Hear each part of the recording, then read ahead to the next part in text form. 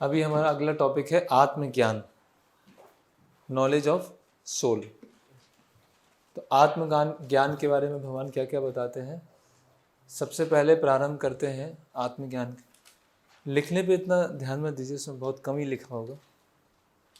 तो आत्मज्ञान के बारे में भगवान अधिकतर क्या बताते हैं कि अर्थशास्त्र और धर्मशास्त्र, उससे भी ऊपर शिक्षा क्या है, आत्मज्ञान।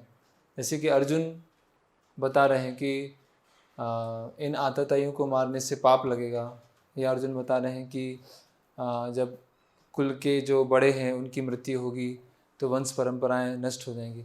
तो अर्जुन जो भी बता रहे हैं वो गलत नहीं बता रहे हैं, वो सही बता रहे हैं, लेकिन उनका किसके अनुसार बता रहे हैं, वो धर्मशास्त्र और अर्थशास्त्र। अगर किन्हीं को याद हो, श्लोक क्रमांक दूसरे का 11वां का तात्पर्य।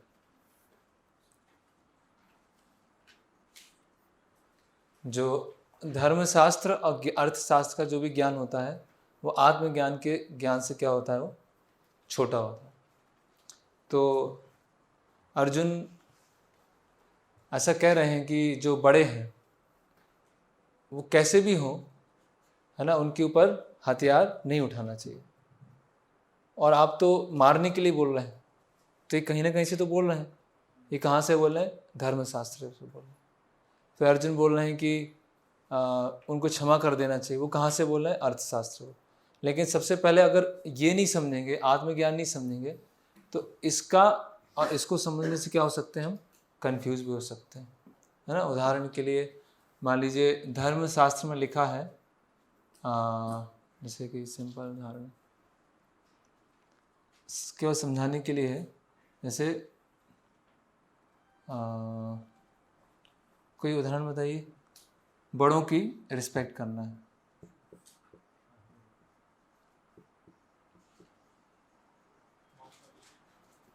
ठीक है, ये धर्मशास्त्र का नियम है। अभी लेकिन जो बड़े हैं वो भक्ति नहीं कर रहे हैं, भक्ति करने नहीं दे रहे हैं।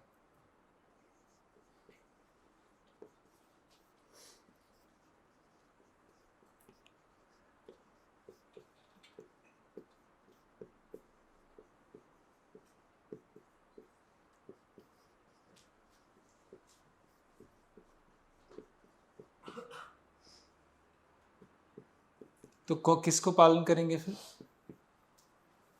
अभी रिस्पेक्ट करना धर्मशास्त्र का नियम है, लेकिन सबसे बड़ा नियम क्या है, कृष्ण की शरण लेना, ठीक है। अभी दोनों नियम क्या हो गए, आपस में टकरा गए। कि घर में बोल रहे हैं कि मंदिर नहीं जाना है, और आत्मज्ञान बोल रहे हैं कृष्ण की शरण लेना है। तो किसको फॉलो करेंगे, दोनों ही शास्त्रों में, दोनों ही शास्त्रों में। इसलिए लोग बोलते हैं ना कि देखो श्रवण कुमार ने भी तो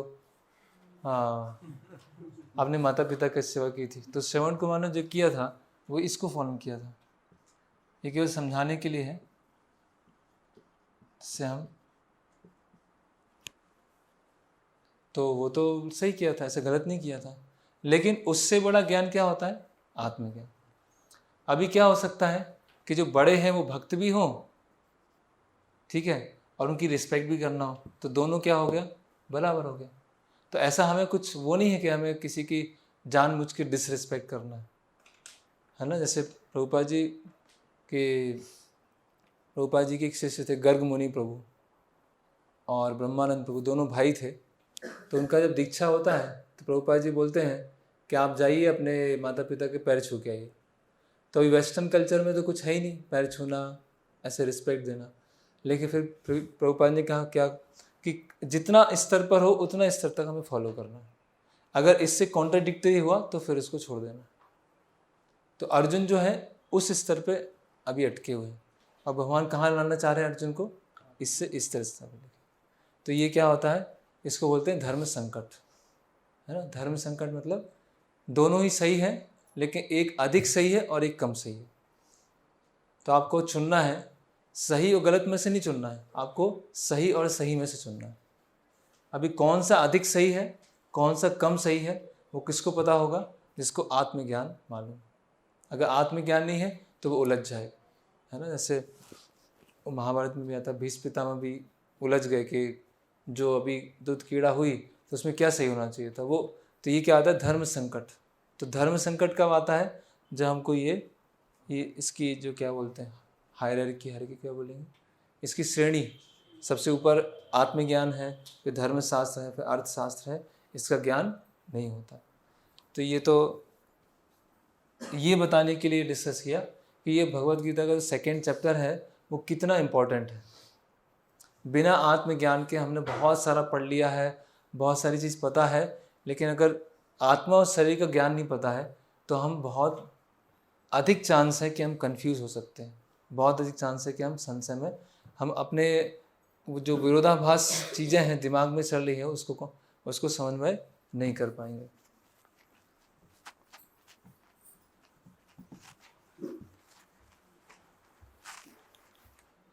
और आत्मज्ञान में हमने क्या देखा? आत्मा, प्रकृति, आत्मा की प्रकृति क्या होती है? आत्मा की कैसे हम जान सकते हैं कि आत्मा है? चेतना, ओके, चेतना से जान सकते हैं। चेतना के लिए श्रील प्रभुपाद जी ने 2 उदाहरण दिए थे, किसको याद है? सूर्य का उदाहरण दिया। सूर्य है तो सूर्य का प्रकाश और गर्मी अपने आप आती है, उसी प्रकार से आत्मा है तो चेतना पूरे शरीर में फैलेगी। और दूसरा? और चेतना सूर्य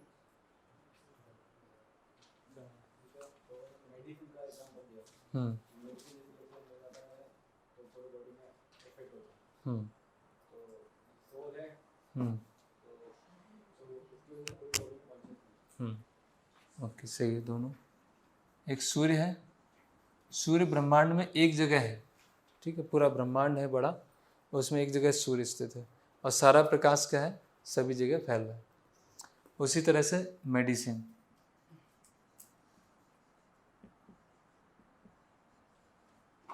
जो मेडिसिन है वो हमने लिया और लेने के बाद उसका जो सक्रिय भाग है वो पूरे शरीर में फैल गया, है ना।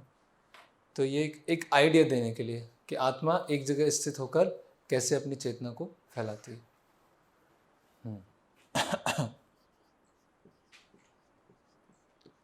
फिर आत्मा जो है, इसका जो सिम्टम है चेतना, तो चेतना कैसे फैलती है, कैसे वो चेतना फैल जाती है सब जगह? हम माता जी, हाँ, केवल प्राणवायु नहीं, जो 10 तरह की वायु होती है, हाँ, 10 वायुओं द्वारा। ओके, साइज, आत्मा का क्या साइज है?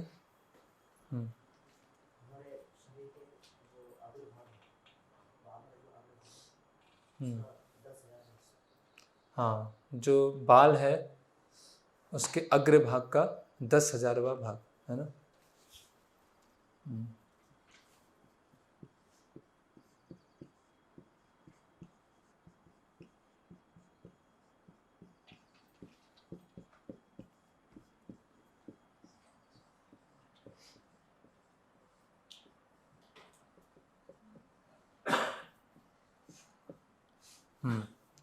तो आत्मा का ये साइज है, ठीक। आत्मा को अप्रमेय बोलते हैं।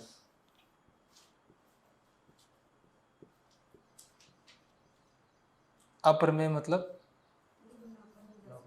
उसको नाप नहीं सकते हैं, ठीक है। अभी हमने नाप भी लिया और फिर बोलने अप्रमेय है, तो ये क्या इसके रहस्य है? हाँ हाँ, बोलिए भीम प्रभु।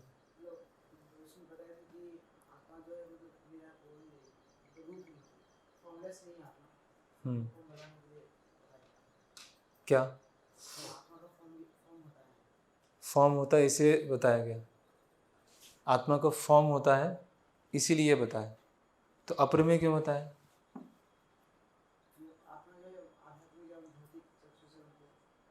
हाँ, भौतिक किसी इंस्ट्रूमेंट से हम उसको नहीं नाप सकते।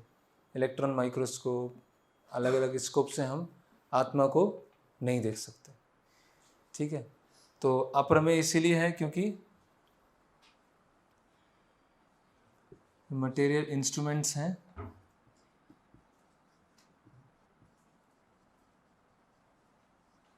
उनसे हम नहीं पता लगा सकते। और ये साइज है, इसका मतलब क्या है? आत्मा क्या है? फॉर्म है, उसका रूप है। ठीक है, तो ये जो 10,000वां भाग है, 10,000वां भाग बताया है, इसके पीछे क्या सिग्निफिकेंस है? मतलब 1,00,000वां भाग भी बता सकते थे, 1,00,00,000वां भाग भी बता सकते थे, 100 भाग भी बता सकते थे। तो 10,000वां भाग बताया है ये बताने के लिए कि कुछ ना कुछ फॉर्म है। और इसका और क्या कारण है ये बताने का? 10,000वां भाग और भी कुछ कारण होगा?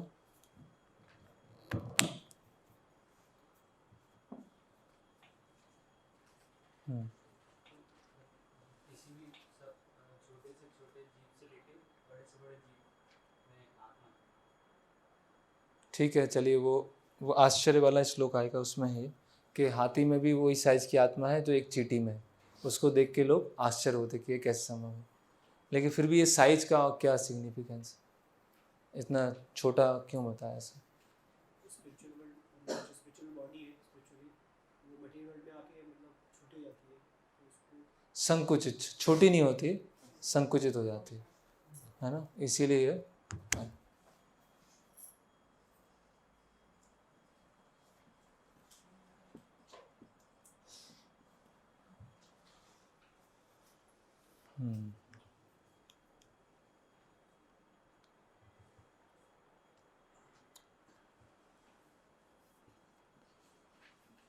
आत्मा कहाँ रहती है?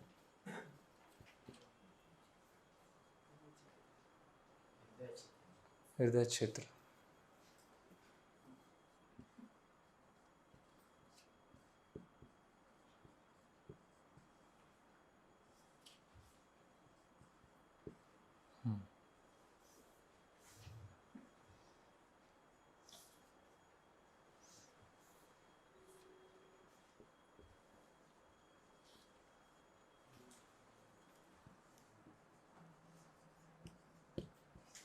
कुछ लोग बोलते हैं कि ठीक है आत्मज्ञान ले तो लिया, लेकिन खाना नहीं खाएंगे तो कैसे जीवन चलेगा?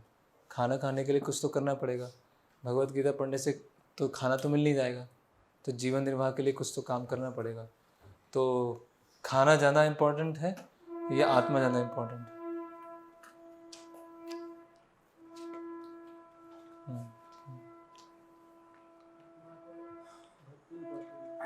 आत्मा को भक्ति, आत्मा को भक्ति चाहिए, मतलब भक्ति करना है। तो प्रसाद नहीं देंगे आपको हाथ से? नहीं तो फिर क्या उससे कैसे इम्पोर्टेंट है दोनों आपस में? हम भक्ति करेंगे तो जो आत्मा जो हमें मनुष्य जीवन का उद्देश्य है, हाँ, तो आत्मा ही है, जो भौतिक शरीर का। तो हम भक्ति करेंगे जो मनुष्य जीवन का उद्देश्य है वो भगवान पूरा हो जाएगा। ठीक है, कुछ खाएंगे नहीं आप, तो अब जब आप खाएंगे नहीं, 2 टाइम नहीं खाएंगे, तो कैसे आप सोच पाएंगे कि मनुष्य जीवन का उद्देश्य मुझे पूरा करना है? सोच पाएंगे बताइए? एक दिन निर्जला एकादशी के अगले दिन सोच पाते हैं आप कि मनुष्य जीवन का उपयोग? तो फिर कौन सा आत्मज्ञान के बारे में बता रहे हैं? खाना ज़्यादा इम्पोर्टेंट है। पहले जीव को पालन कीजिए, कुछ काम कीजिए। ऐसे पढ़ते रहने से, जप करने से थोड़ी कुछ होगा। खाना भी जरूरी है ना। तो फिर कोई बताइए तो। हाँ,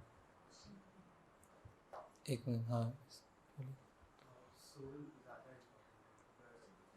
सोल है, जैसे वो एग्जाम्पल है ड्राइवर कार की, ड्राइवर तो होती है पेट्रोलियम है, तो जीव को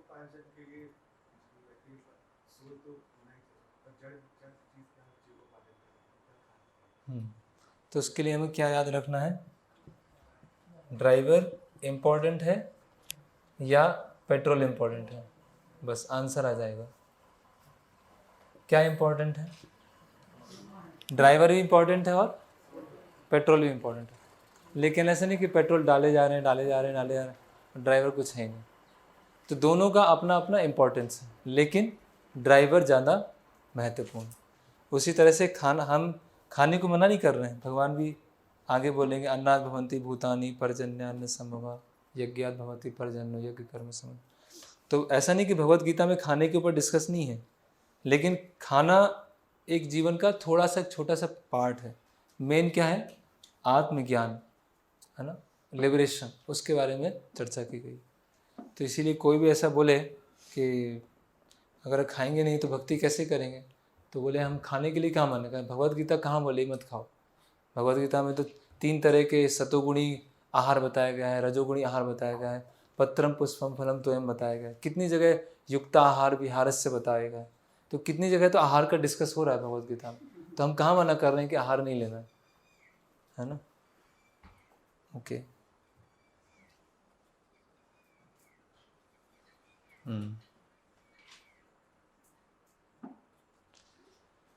ओके, तो इसमें एक और वो आया था, मायावाद में पॉइंट था, लेकिन इसी के अंदर डिस्कस करते हैं।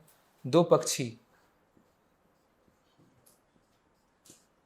वाला उदाहरण था ना एक, क्या था वो 2 पक्षी? जी।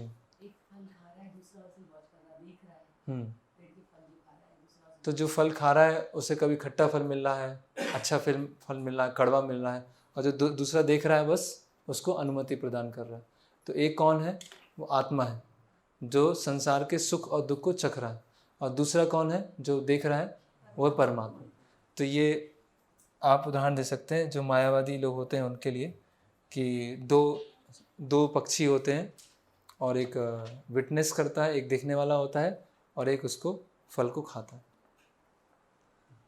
क्योंकि ये जो उदाहरण है 2 पक्षी वाला, ये उपनिषदों से है, और कोई मायावादी होगा गीता को अगर नकार भी दे, लेकिन उपनिषदों को कभी नहीं नकार सकता।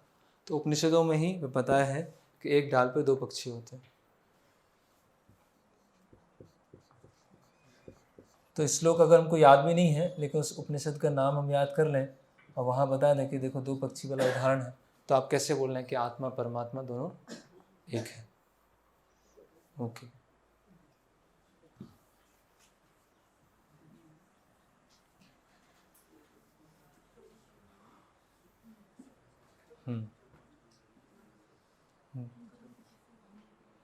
ओके। फिर अर्जुन को भगवान समझाते हैं सिस्टमेटिक, है ना। कहाँ से समझाते हैं? श्लोक क्रमांक 11 से लेके श्लोक क्रमांक 30 तक, कि कैसे अलग अलग आर्ग्यूमेंट हैं। तो हमने साथ में देखा था कि हालांकि अर्जुन कोई प्रश्न नहीं पूछ रहे हैं, लेकिन जो आचार्य हैं उस प्रश्न को बीच में रख रहे हैं, है ना, और उसके आधार पर भगवान आंसर दे रहे हैं। तो सबसे पहले श्लोक क्रमांक 12 है। 12 में क्या बता रहे हैं भगवान? 12 में क्या बता रहे हैं? कौन? नत्वैवाहं जातु नासम नत्वं नेमे जनार्दन न चैव न भविष्यामः सर्वे भवन्तु। हम लोग सब अलग अलग हैं, हम लोग का अलग अलग व्यक्तित्व है, ठीक है।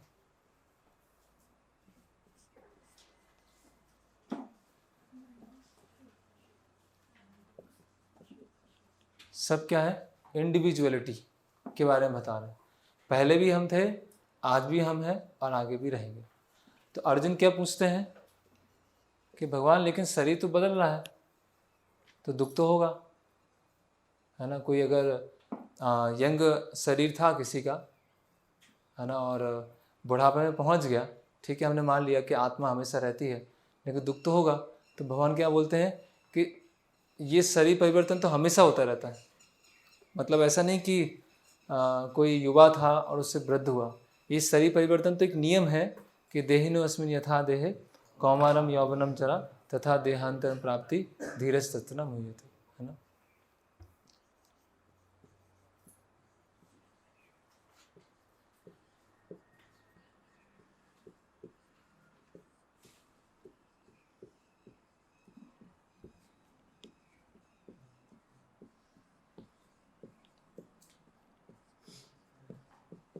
तो अर्जुन क्या बोलते हैं कि भगवान ठीक है मान लिया, मतलब है ही, वो तो माना नहीं,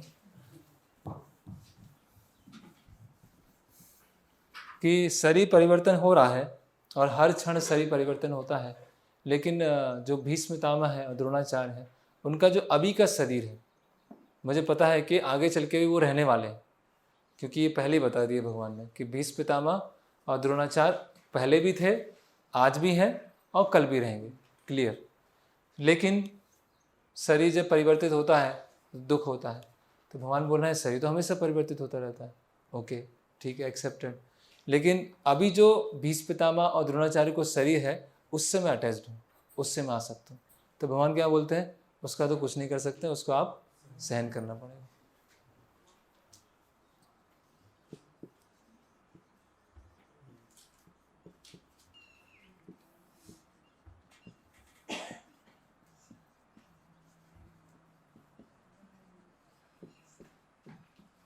ये पीडी मतलब प्रिस्क्राइब ड्यूटीज, कि आपको जो नियत कर्तव्य करते हुए जो समस्या आ रही है उसको आप सहन कीजिए, है ना। नियत कर्तव्य करते हुए अगर कुछ सुख दुख आ रहा है तो उसको सहन करना चाहिए, ठीक है। फिर 15वां श्लोक, भगवान क्या बोलते हैं, अगर जो ये सुख दुख को सहन करता है ना, तो उसको क्या प्राप्त होता है, यम ही न व्यथयन्ते ते पुरुषम पुरुषर्षभ सम दुख सुखम धीरम सोमृत्वाय कल्पते, तो उसको अमृत प्राप्त होता है। फिर भगवान 16वें श्लोक में बोलते हैं कि देखो वैसे कौरवों को तो आप सोच रहे हो कि मरेंगे नहीं, वो तो हो नहीं सकता, शरीर तो मरने वाला है और आत्मा कभी मर नहीं सकती, है ना। ना सतो विद्यते भावो ना भावो विद्यते सतो, है ना।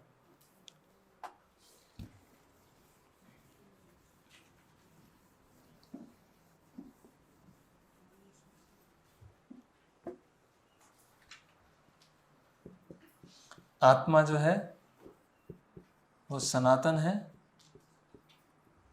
और शरीर जो है नश्वर क्षण भंगुर। ओके, तो अर्जुन ने क्या बोला, ठीक है जब शरीर नश्वरी है और आत्मा सनातनी है तो मारो, फिर तो मार ही सकते हैं, सबको मारो। तो क्या आत्मा का ज्ञान हमें हिंसा को बढ़ावा देता है? अगर हमने आत्मा का ज्ञान ले लिया कि सब आत्मा है, शरीर तो वैसे ही मरने वाला है, तो अभी सबको मार दो, ऐसा है क्या? तो क्या है, आत्मा के ज्ञान से हिंसा को बढ़ावा नहीं होता है, तो भगवान फिर हिंसा के लिए क्यों बोल रहे हैं?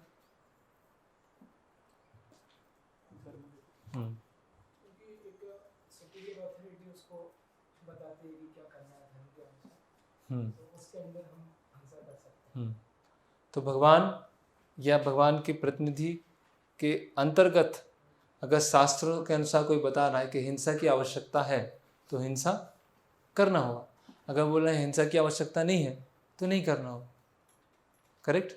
जैसे कि वो एक श्लोक आया था, माम हिंसा, कि किसी के प्रति वायलेंस नहीं करना चाहिए, लेकिन अगर किसी के हायर अथॉरिटी के अंतर्गत रह के वायलेंस करना पड़े, जैसे कि फांसी की सज़ा देना, है ना, तो फांसी की सज़ा सबको दी जा सकती है ना, क्योंकि आत्मा तो वैसे भी जिंदा रहने वाली, लेकिन फांसी की सज़ा किसको दी जाएगी? उसने वो क्राइम किया है और उसी क्राइम करने से उसने जो अपराध किया है, अगर हम फांसी की सज़ा देंगे तो अपने पापों से वो क्या होगा, मुक्त हो जाए। इसीलिए फांसी, ऐसा नहीं कि निर्दयता है इसीलिए फांसी की सज़ा दी जा रही है, या फिर उसको वीआईपी ट्रीटमेंट दिया जाए कि हाँ किसी को मारना नहीं, फांसी की सज़ा नहीं देना। तो हिंसा हर चीज़ का अपना उपयोग है, लेकिन वो उपयोग को कौन डिसाइड करता है? एक प्रमाणिक अथॉरिटी। अगर उसकी आवश्यकता है तो हिंसा का उपयोग होगा, अगर उसकी आवश्यकता नहीं है तो हिंसा का उपयोग नहीं होगा, ठीक है। फिर भगवान अंतिम कुछ शायद 28-29 में है शायद, कि भगवान बोलते हैं कि अगर ठीक है आपको नहीं मानना कि आत्मा है, आपको यही मानना ना शरीर है, तो भगवान बोलते हैं फिर भी आपको दुख करने की कोई ज़रूरत नहीं है। बहुत सारे केमिकल्स हैं, बनते हैं बिगड़ते हैं, बहुत सारी इमारतें बनती हैं बिगड़ जाती हैं, तो हम शोक तो नहीं करते हैं, तो उसी तरह से जो शरीर है वो भी केमिकल का है, वो भी रसायनों का है। तो बन रहा है और बिगड़ रहा है, उसमें सुख करने की क्या जरूरत, उसमें ऐसा क्या सोचने की जरूरत है मुझे पाप लगेगा। पाप क्या लगेगा, पाप पुण्य क्या होता है। पाप तो उसे लगता है जो अगला जीवन है, जो अगला जीवन है ही नहीं, सब कुछ केमिकल से बना हुआ है, तो बात खत्म। तो इतना पाप और ये सब चर्चा करने की क्या जरूरत है। तो ये भगवान यहाँ पर क्या बताते हैं, नास्तिक, बौद्ध,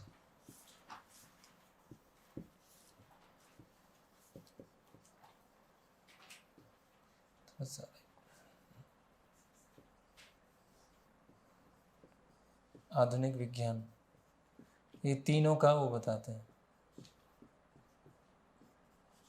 याद होगा ना आप लोगों को, ये हमने डिस्कस किया था, नास्तिक फिलॉसफी, बौद्ध और आधुनिक विज्ञान। अगर वो भी मानते हैं तो फिर भी शोक करने की जरूरत नहीं। ओके, तो ये इसका क्रम हो गया। ओके, फिर ये जो कार वाला एग्जाम्पल था,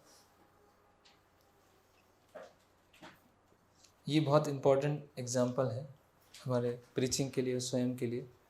इस कार वाले एग्जाम्पल से हमने क्या क्या चीज़ सीखी थी,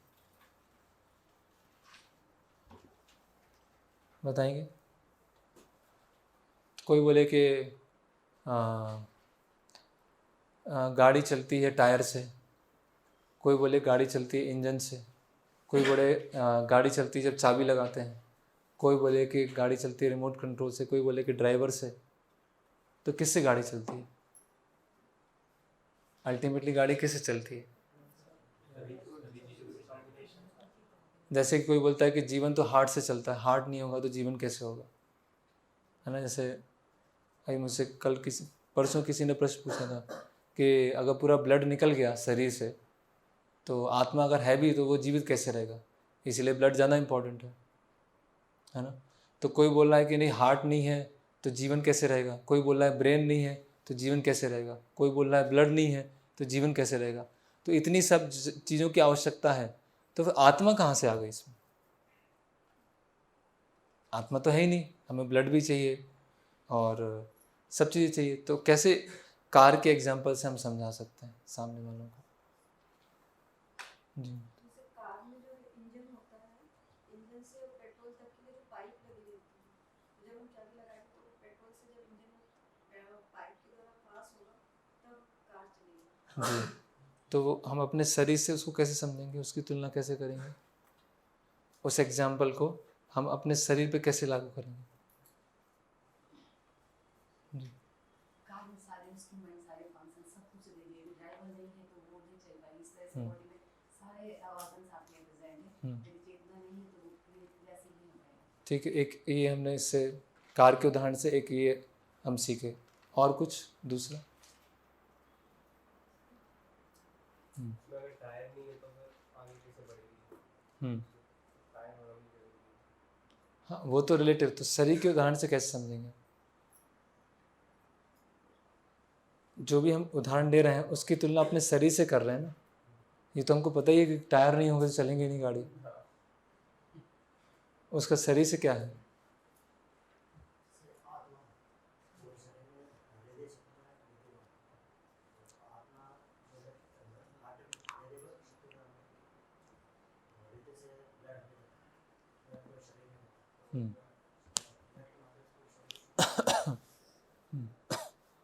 तो क्या उससे,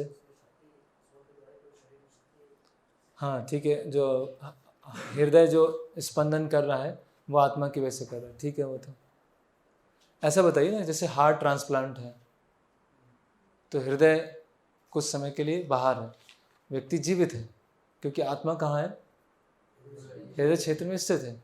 जैसे इंजन आपका खराब हो गया गाड़ी का, तो इंजन आपने एक निकाल दिया, थोड़ी देर गाड़ी खड़ी है, इंजन निकाला दूसरा इंजन लगाया। ऐसे बैटरी बदल देते हैं कार की, बैटरी ख़राब हो गई, इसमें पानी नहीं है तो बैटरी हटाई और नई बैटरी लगाई। तो उसी तरह से ब्रेन में कुछ समस्या है, हार्ट में कुछ समस्या है तो उसको ठीक किया। तो ये शरीर क्या है, एक मशीन है। ऐसे कार क्या है, एक मशीन है। तो कार में इंजन भी फिट होना चाहिए, उसका रेडिएटर भी फिट होना चाहिए, उसमें पेट्रोल भी होना चाहिए। तो सबका अपना अपना इम्पोर्टेंस है, लेकिन सबसे ज़्यादा इम्पोर्टेंट क्या है, ड्राइवर। तो वो हमने जैसे केस देखे थे कि वो जो आत्मा थी वो छत पे जाके चल रही थी, छत पे जाके कौन चला रहा था उसे? हाँ, तो उनका हृदय, लीवर और लंग्स, ब्रेन कुछ भी काम नहीं कर रहा था, लेकिन वो देख पा रहे थे कि आत्मा क्या है, ऊपर घूम रही। तो ऐसे केस कैसे प्रूफ होंगे कि यस कार है, इतनी डैमेज हो गई है कि बैठने लायक ही नहीं बची है। तो ड्राइवर बाहर निकल गया, थोड़ी देर खड़ा है, कार को उसने रिपेयर करा दिया, फिर उसमें कार में बैठ गया और कार को चलाने लगा। तो उसी तरह से शरीर में ऐसी स्थिति आ गई कि एकदम अनकॉन्शियस हो गया, कुछ बचा ही नहीं उसमें। तो ये सब केस हम ये कार और ड्राइवर के एग्जाम्पल से हम अच्छी तरह से समझा सकते हैं। किसी का कोई प्रश्न भी हो तो पूछ सकते हैं। ओके, फिर अमेजिंग सोल, आश्चर्य।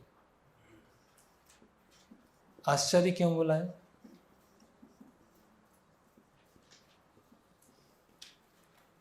क्यों बोला है कि कुछ लोग आत्मा को आश्चर्य की तरह देखते हैं, कुछ लोग आश्चर्य की तरह बताते हैं, कुछ लोग सुन के भी आश्चर्य करते हैं। तो क्यों आश्चर्य क्यों है?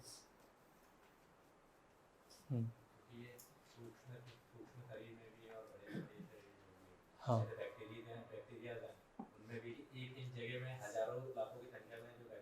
एक इंच नहीं, वो तो बहुत छोटा था बैक्टीरिया, बहुत ही छोटा। एक इंच एरिया में लाखों बैक्टीरिया भी होते हैं और एक बहुत बड़े हाथी में भी एक ही टोल होती है। हाँ, तो ये आश्चर्य। और इसमें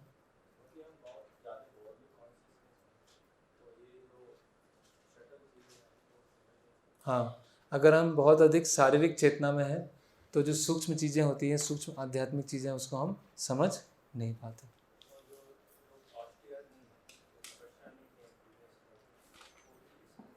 हाँ, जिनका तपस्या नहीं किया है पिछले जीवन में, तो वो क्या है, फिर इस चीज़ को, आध्यात्मिक ज्ञान को नहीं समझ पाते। इसलिए उनकी क्या होता है, एक मिस्ट्री होती है, एक रहस्य होता है उनके लिए। और कोई पॉइंट? जी,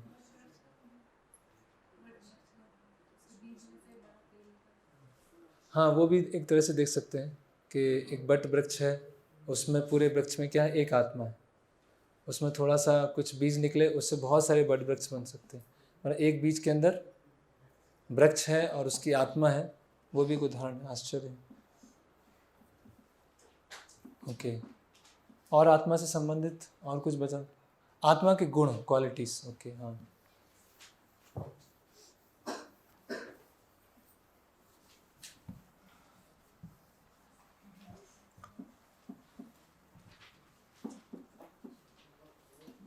आत्मा के क्या क्या गुण हैं? एक गुण बताइए। जी, मत।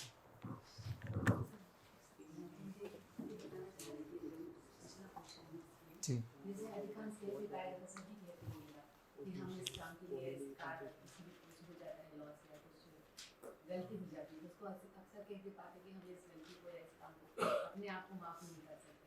तो अपने आप तो आप अपना तो समझ में आ रहा कि आप बता दो अपने आप दूसरा कौन है, ये नहीं समझ पाते कि दूसरा कौन है, इसको आप माफ नहीं कर पा रहे, खुद के अंदर दूसरा कौन है। तो ये भी एग्जाम्पल है कि हमारे अंदर हाँ, कहीं ना कहीं इस चीज़ को हम अपने आप को, हाँ, जो बहुत देहात बुद्धि में होगा वो अपने, जो मन है उसको अपना मानेगा कि जो मन में चल रहा है वो मेरा है, जो मन में भी सुख आ रहा है, मन में दुख आ रहा है, वो मुझे आ रहा है। लेकिन जो अध्यात्मवादी होगा वो सोचेगा मैं अपने आप को, मतलब वो आत्मा को इंगित करेगा। तो कहीं ना कहीं थोड़ा सा हिंट मिलता है इससे कि मैं इस शरीर के कुछ अलग हूँ। तो जो थोड़ा देहात्म बुद्धि में है वो मन समझ पाते हैं कि मन, और जो थोड़ा उच्च स्तर पे है वो आत्मा समझ पाते हैं। तो आत्मा की क्वालिटीज़ क्या हैं?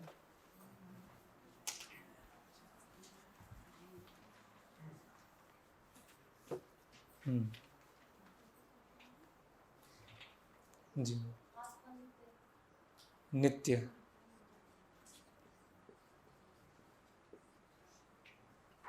और हाँ, जन्मा एक ही बात है।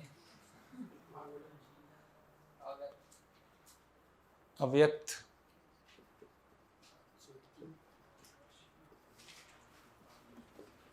और अघुलनशील। कुछ संस्कृत नाम बताइए।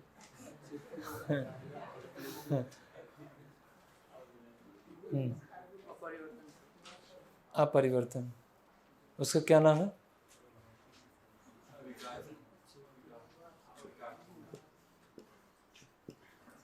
कूटस्थ, अविकारी, और एक और कुछ था, सनातन तो इसमें आ गया, नित्य में। हाँ, एक है सर्वगता।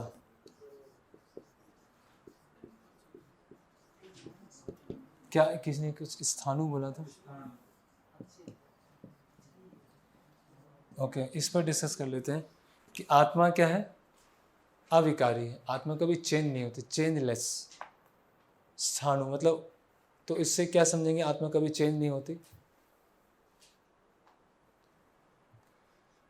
जैसे शरीर के 6 प्रकार के चेंज होते हैं, हम्म, तो आत्मा के वो चेंज नहीं होते। जैसे हम कौन होते तो छोटे बालक रहते हैं, उन्हें यौवन अवस्था, कुमार अवस्था, बाद में विद्या अवस्था और दूसरा शरीर होता है। लेकिन आत्मा पहले जन्म होता है, फिर वृद्धि होती है, फिर बाई प्रोडक्ट्स, फिर स्थिरता, फिर क्षय और मृत्यु। ये 6 परिवर्तन तो हमें याद होना चाहिए। क्या है 6 परिवर्तन? विनोद।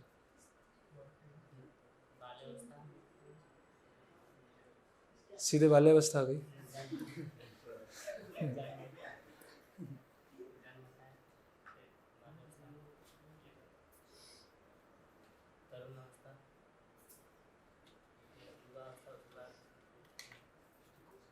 माता जी में से 6 अवस्थाएं, शरीर की 6 अवस्थाएं।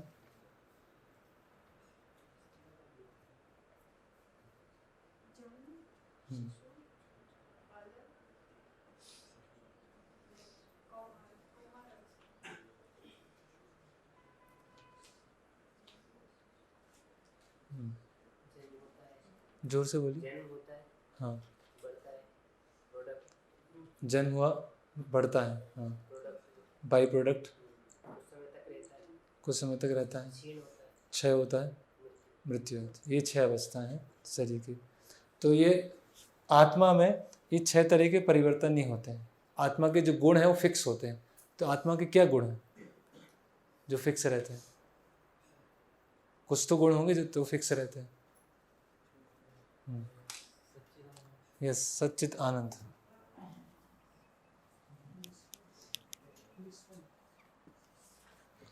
सत चित आनंद,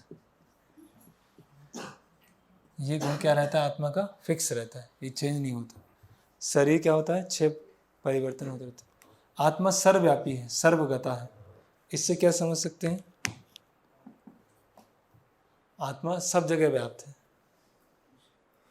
इससे क्या समझेंगे?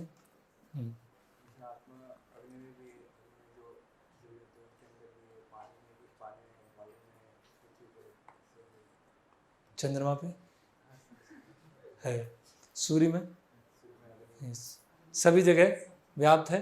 उसका शरीर अलग अलग हो सकता है। ऐसा नहीं कि चंद्रमा खाली है, चंद्रमा पे भी लोग हैं, लेकिन अभी उनको हम देख नहीं सकते क्योंकि उनके शरीर का जो संरचना है वो बिल्कुल अलग तरह से बना है ना। ऐसी अग्नि में भी जीव हैं, सूर्य पे भी जीव हैं। तो ये सर्वगता। ओके, और कुछ आत्मा का गुण जी? उपसृष्टि, ये तो इसमें आ गया 6 परिवर्तन में।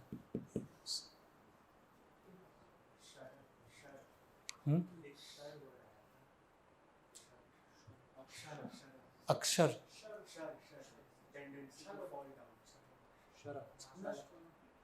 क्षर, हाँ, विभु और अणु उसकी टेंडेंसी होती, प्रवृत्ति होती है पतन की।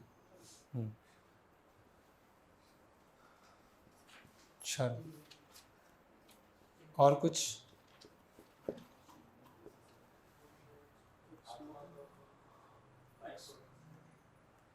बाई प्रोडक्ट,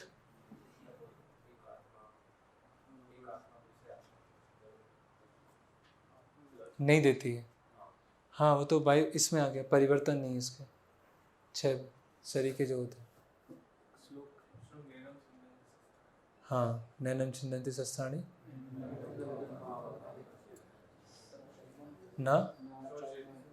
ना चैनम क्लेदयन्तापो ना सुस। तो इससे क्या हम समझते हैं, क्या बता रहे हैं भगवान कि अलग अलग अस्त्रों से भी आप इनको नहीं मार पाओगे। ब्रह्मास्त्र से, अग्नि अस्त्र से, पानी वाले अस्त्र से, किसी से भी आप आत्मा को मार नहीं सकते। और कुछ आत्मा के बारे में? हाँ अच्छेद्योम अक्लेद्योम अदाह्योम, कि उसमें भी यही कुछ गुण रिपीट हो रहे हैं। अजो नित्या शाश्वतम ना जायते म्रियते वा कदाचिन नायम भूता भविता व न भूया अजो नित्यो शाश्वतोयम पुराणो न हन्यते हन्यमाने से वांसांसि जीर्णानि यथा विहाय नवानि गृह्णानि नरोपराणि तथा शरीराणि विहाय जीर्णानि अन्यानि संयाति नवानि देहि।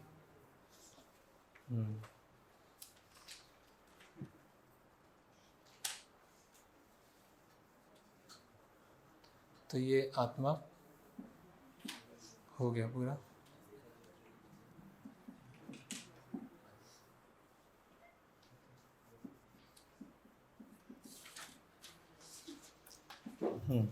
फिर है एक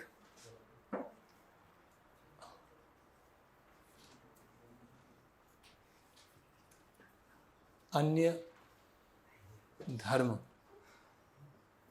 और भगवद गीता। एक ये टॉपिक है, अन्य धर्म और भगवद गीता।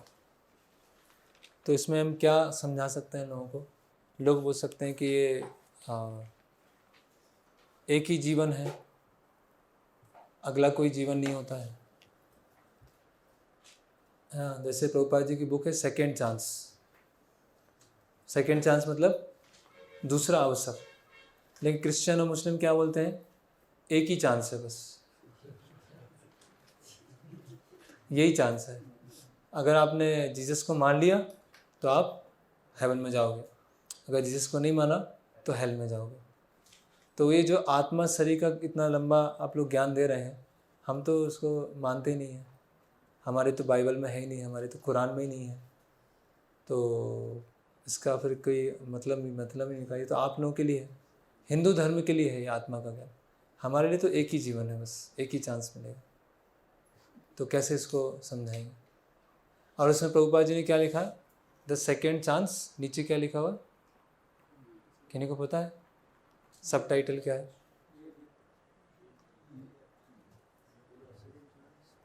सेकेंड चांस, उसका सब टाइटल क्या है? हाँ, नियर डेथ एक्सपीरियंस, मृत्यु के समय के अनुभव। तो उसमें वो अजामिल का वृत्तांत बताया है ना, कि अजामिल को वो सूक्ष्म शरीर और आत्मा को यमदूत खींच के ले जाता है। ओके, तो अभी कैसे समझाएंगे कि बस एक ही चांस नहीं है, कई चांस मिलते हैं, सेकंड चांस भी है? कोई जिन्होंने आंसर अभी तक नहीं दिया।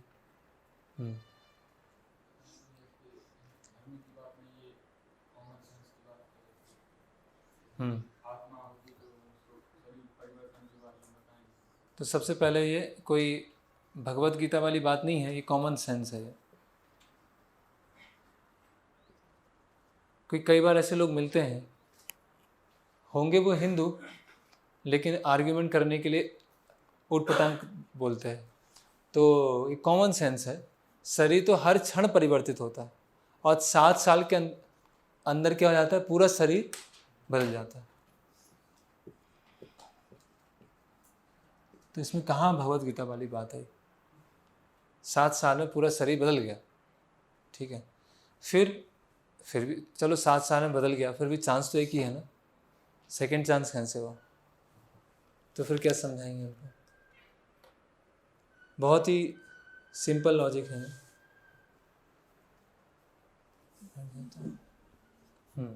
क्या समझाएंगे उनको कि एक चांस नहीं है, बहुत सारे चांस। ये हमने शायद लेक्चर में डिस्कस नहीं किया हो, लेकिन फिर भी कॉमन सेंस है तो। हाँ, उसमें लोग बताते हैं कि वो उन्हें पिछले दिन में बहुत सारी याद है, साइंटिफिक लोग मतलब कोई साइंटिफिक पर्सन नहीं बता रहे, साइंटिफिक रिसर्च के बाद पता चला है कि बच्चा जन्म ले रहा है, उसके बाद जन्म ही हुआ, उसको पता ही नहीं अपना घर, लेकिन वो पूरा बता रहा है कि मेरे पास में ये करता, मेरी फैमिली मेम्बर्स थे, तो हम ऐसी थी इससे भी समझा सकते हैं। सेकेंड दिन हम देखते हैं बहुत सारे लोग मतलब बहुत सी चीज़ों से मतलब जैसे पानी से डर लगता है, उसका कारण क्या है? पास्ट लाइफ में से तो इसमें एक आया पास्ट लाइफ मेमोरीज, पिछले जन्म की स्मृतियाँ याद रहती, और दूसरा है NDE, है ना, नियर डेथ एक्सपीरियंस, है ना। तो इसमें एक है पूर्व जन्म की स्मृति। तो ऐसा क्या है, अगर एक ही जीवन होता है, एक ही चांस होता है, तो पिछला जीवन कैसे याद है? क्वेश्चन होना चाहिए ना। और क्या था? हाँ, नियर डेथ एक्सपीरियंस। तो ये तो ऐसा नहीं कि केवल ये केवल जो सनातन धर्म वाले हैं उनमें ही आ रही हैं पूर्व जन्म की स्मृतियाँ, या जो मृत्यु के समय ऐसी चीज़ अनुभव कर रहे हैं वो केवल सनातन ही कर रहे हैं और कोई कर ही नहीं रहा है, ऐसा भी नहीं है। और क्या बता सकते हैं? बोलो। तो ये वो जैसे कि बच्चा पैदा हो रहा है, तो एक मौका मिल रहा है, वो बता रहे हैं बच्चा पैदा होते ही मर गया, उसने कुछ यस, किया ही नहीं है, हाँ तो वो बताओ हेवन में जाएगा या हेल में जाएगा? हाँ, ये आर्ग्यूमेंट है कि अगर बच्चे का जन्म हुआ और 1 साल में मर गया, वो मतलब 6 महीने मर गया, तो उसको तो पता ही नहीं है जीसस कौन है, अल्लाह कौन है, तो वो क्या हमेशा चला गया? वो हमेशा के लिए नर्क में चला गया, हमेशा के लिए हेल में चला गया, है ना। तो एक बार यहीं भोपाल में अपने JK रोड मंदिर पर एक सभा हुई थी, मुस्लिम वैष्णव संवाद, जैसे चांद काजी के साथ 5000 साल पहले हुआ था। तो गुरु महाराज थे और मुस्लिम थे, तो महाराज ने ये आर्गुमेंट दिया कि जो बच्चा है अगर उसके गर्भ में मृत्यु हो गई या 6 महीने के बाद मृत्यु हो गई, उसने तो अपने पूरे जीवन में समझा ही नहीं कि अल्लाह कौन है या जीसस क्राइस्ट कौन है, तो वो तो हमेशा के नर्क में चला गया, है ना। तो वो उत्तर क्या देते हैं कि अल्लाह की उन पर विशेष कृपा होती है, इसीलिए उनको वो अपने पास बुला लेते हैं। तो महाराज ने कहा तो इससे अच्छा तो सारे बच्चों को मार देना चाहिए फिर घर में, अच्छा है कि मार दिया और वो अल्लाह के पास पहुंच गए। इतना सब कुरान पढ़ने की, इतना सब फॉलो करने की क्या ज़रूरत है? तो उसको वो फिर समझा नहीं पाया। तो यस, तो इसमें आप अपने हिसाब से लिख लीजिए कि अगर केवल एक ही चांस है, एक ही अवसर है, और जिस बच्चे की गर्भ में मृत्यु हो गई या गर्भ से निकलने के पश्चात 1-2 साल में मृत्यु हो गई, तो उसको तो कोई ज्ञान नहीं है, तो उसका क्या हुआ? समझ में आ गया आर्गुमेंट? ओके, और कुछ? ट्विंस क्या है? ट्विंस में दोनों के सब सेम रहते हैं लेकिन कैरेक्टरिस्टिक पूरा अलग रहते हैं, सारा जो जेनेटिक। यस, हाँ, लेकिन ये एक्चुअली वो आत्मा वाले में आता हो, ये तो अन्य धर्म वाले में आता। उनको ऐसा समझा सकते कॉमन सेंस। हाँ, कॉमन सेंस में, हाँ, कि अलग अलग आत्मा है।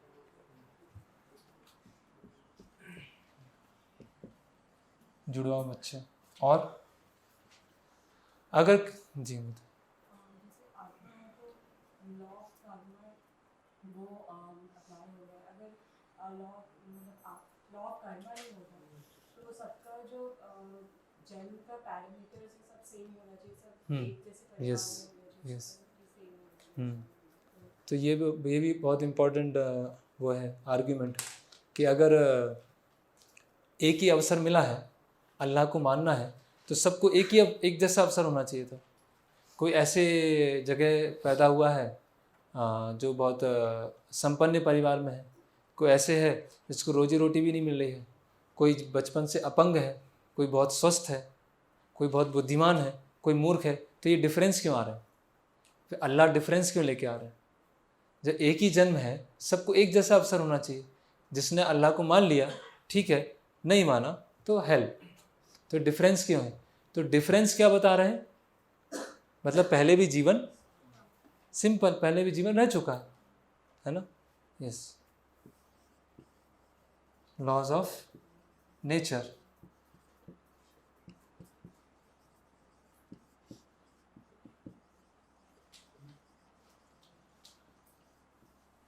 ये डिफरेंस के और कोई आर्गुमेंट?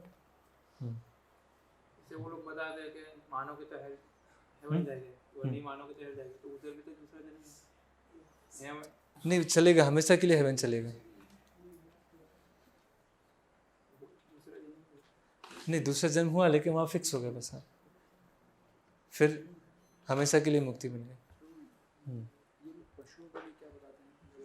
पशुओं में आत्मा नहीं होती।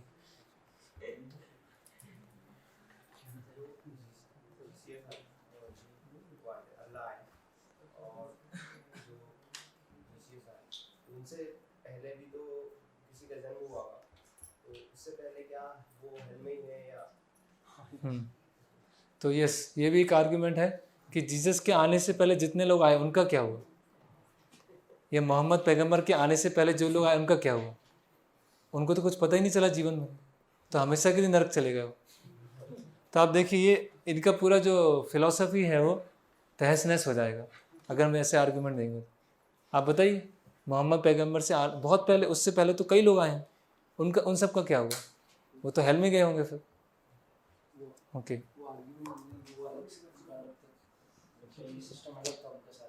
क्या बताइए कौन सिस्टम है? हाँ,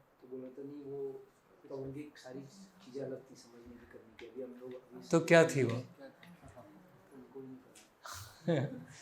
यही पता है बता।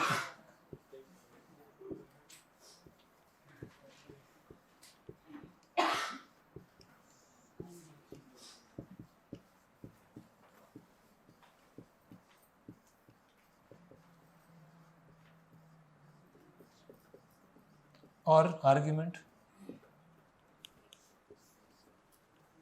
ये सब कॉमन सेंस वाले चल रहा है इसमें। हाँ,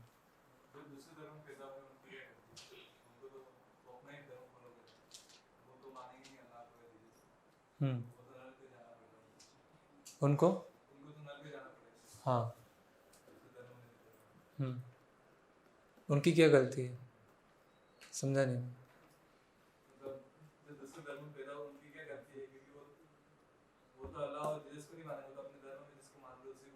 हाँ, अगर कोई पारसी है, कोई सनातन धर्म है, वो उसको नहीं मान रहे तो उनका क्या होगा? और एक दूसरा ये भी आर्गुमेंट है, लिख सकते हैं। एक बहुत ही सिंपल आर्गुमेंट है, एक सामान्य पिता भी अपने बच्चे को दूसरा चांस देते हैं। मान लीजिए बच्चे ने अपने पिता की बात नहीं मानी, बहुत सीरियस नहीं मानी, और पिता ने लगा दिए 3-4, तो उसके बाद क्या होगा? हमेशा के लिए मेरी आंखों से निकल जाओ, कभी आना मत, ऐसा होगा क्या? ऐसा करता है एक सामान्य पिता? ऐसे नहीं करते हैं। तो जो अल्लाह है, ये सुप्रीम फादर, वो कैसे कर सकते हैं कि आपने इस बार नहीं माना, हमेशा के लिए हेल? तो सामान्य पिता भी second, third, fourth, fifth chance देता है। तो ये परम पिता है, वो कोई चांस नहीं देंगे, सेकंड चांस देंगे नहीं। तो इससे भी हमको बता सकते हैं। तो आई थिंक इतना बताएंगे तो उनकी फिलॉसफी पंचर हो चुकी होगी। और फिर भगवद गीता में जो बताया है, वांसांसि जीर्णानि यथा विहाय देहिनो अस्मिन् यथा देह, ये तो क्या है? बहुत एक सामान्य ज्ञान है, ये कोई फॉलो कर सकता है। ऐसा नहीं कि ये सनातन धर्म वालों के लिए, ये सबके लिए।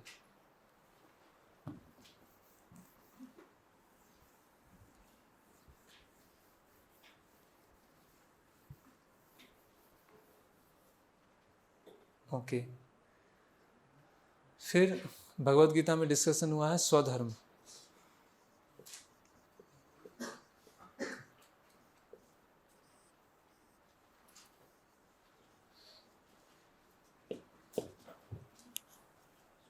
स्वधर्म के बारे में चर्चा हुई। एक टॉपिक और था नास्तिक फिलॉसफी, वो हमने 16 के अंदर ले लिया उसको, जब हम समझा रहे थे कि नास्तिक फिलॉसफी भी भगवद गीता में चर्चा हुई है। मैं लिख देता हूँ, फिर भी आपको याद रहेगा। ये कौन सा नंबर चल रहा है? स्वधर्म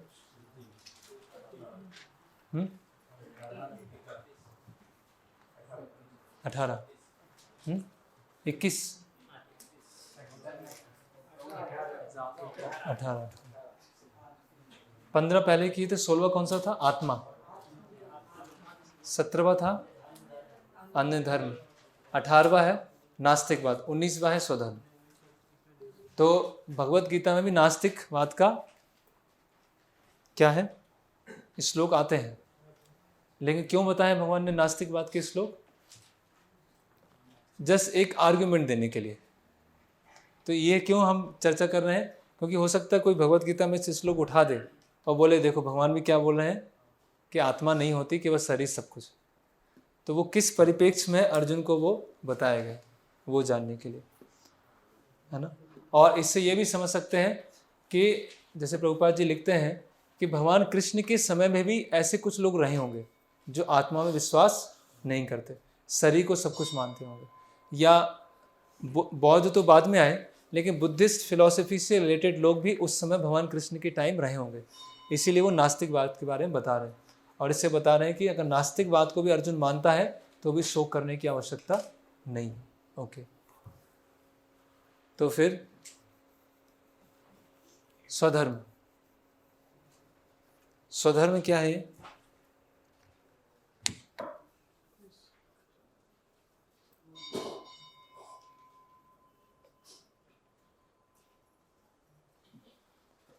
स्वधर्म क्या होता है कुलवंत?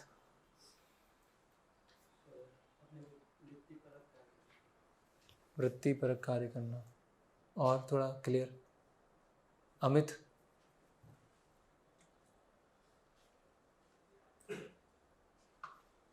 नहीं पता? आए और क्या?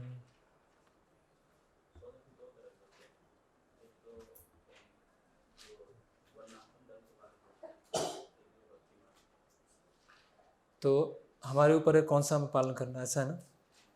कि वर्णाश्रम करें या भक्ति करें? नहीं, ऐसा तो नहीं है। उधर जी माता जी, आप? हाँ, आत्मा शरीर तो क्या है?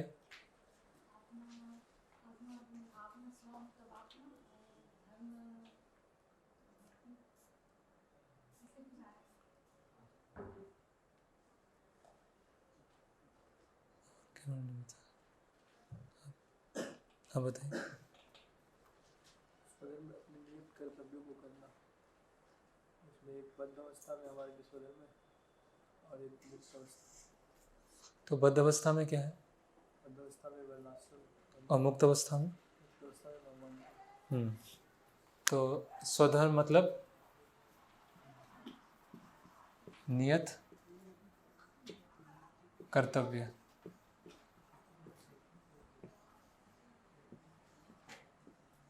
बद्ध अवस्था में क्या है? वर्णाश्रम। अब मुक्त अवस्था में क्या है? भक्ति। ठीक है, या ऐसा बोल सकते हैं शरीर के लिए स्वधर्म क्या है? वर्णाश्रम। और आत्मा के लिए स्वधर्म क्या है? भक्ति। इसीलिए हमारी जो भक्ति है वो कैसे चल रही है? दोनों पे चल रही है, वर्णाश्रम पे भी चल रही है और भक्ति भी, दोनों है इसमें। अधिक इम्पोर्टेंट क्या है? भक्ति। लेकिन हम इतने स्तर पर नहीं है, आत्मा के स्तर पर, इसलिए हमें वर्णाश्रम की आवश्यकता है कि नहीं है? यस। तो दोनों में इम्पोर्टेंट क्या है? भक्ति। लेकिन अभी अपनी बद्ध अवस्था को देखते हुए हमें वर्णाश्रम की नितांत आवश्यकता है। तो समझ में आ गया वर्णाश्रम का और भक्ति का आपस में क्या रोल?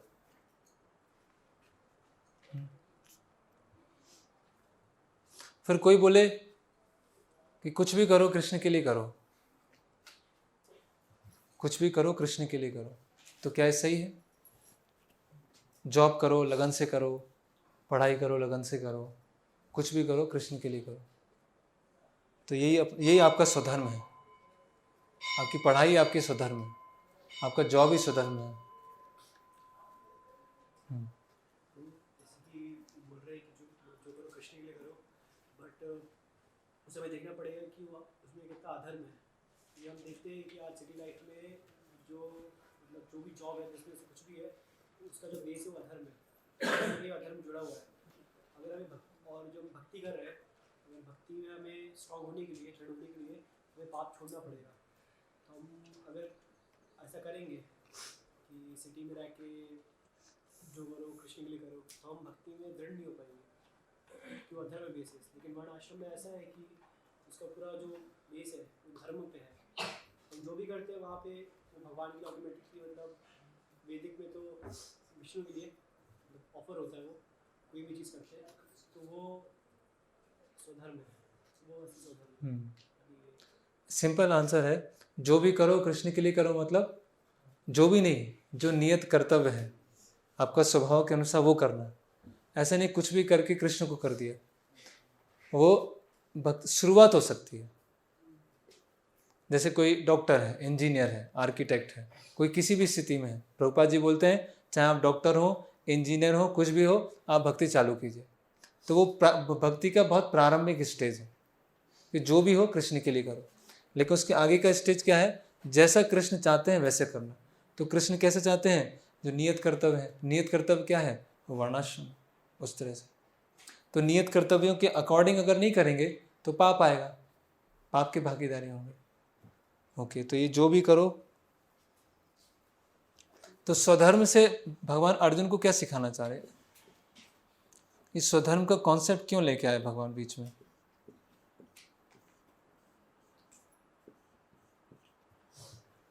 क्यों लेके आए? युद्ध अगर अर्जुन ने किया तो क्या होगा, स्वधर्म पालन करने से? युद्ध जीत गया तो क्या होगा, राज्य मिलेगा, और मृत्यु हो गई तो स्वर्ग। यस, इसीलिए भगवान स्वधर्म का कॉन्सेप्ट लेके आए कि स्वधर्म करो, है ना, अभी भी लाभ है और आगे भी लाभ। अगर मृत्यु भी हो गई तो स्वर्ग मिलने वाला, अगर जीत गए तो राज्य मिलेगा, और बाद में क्या मिलेगा, स्वर्ग मिलेगा। इसीलिए भगवान ये स्वधर्म को लेके आए। ओके,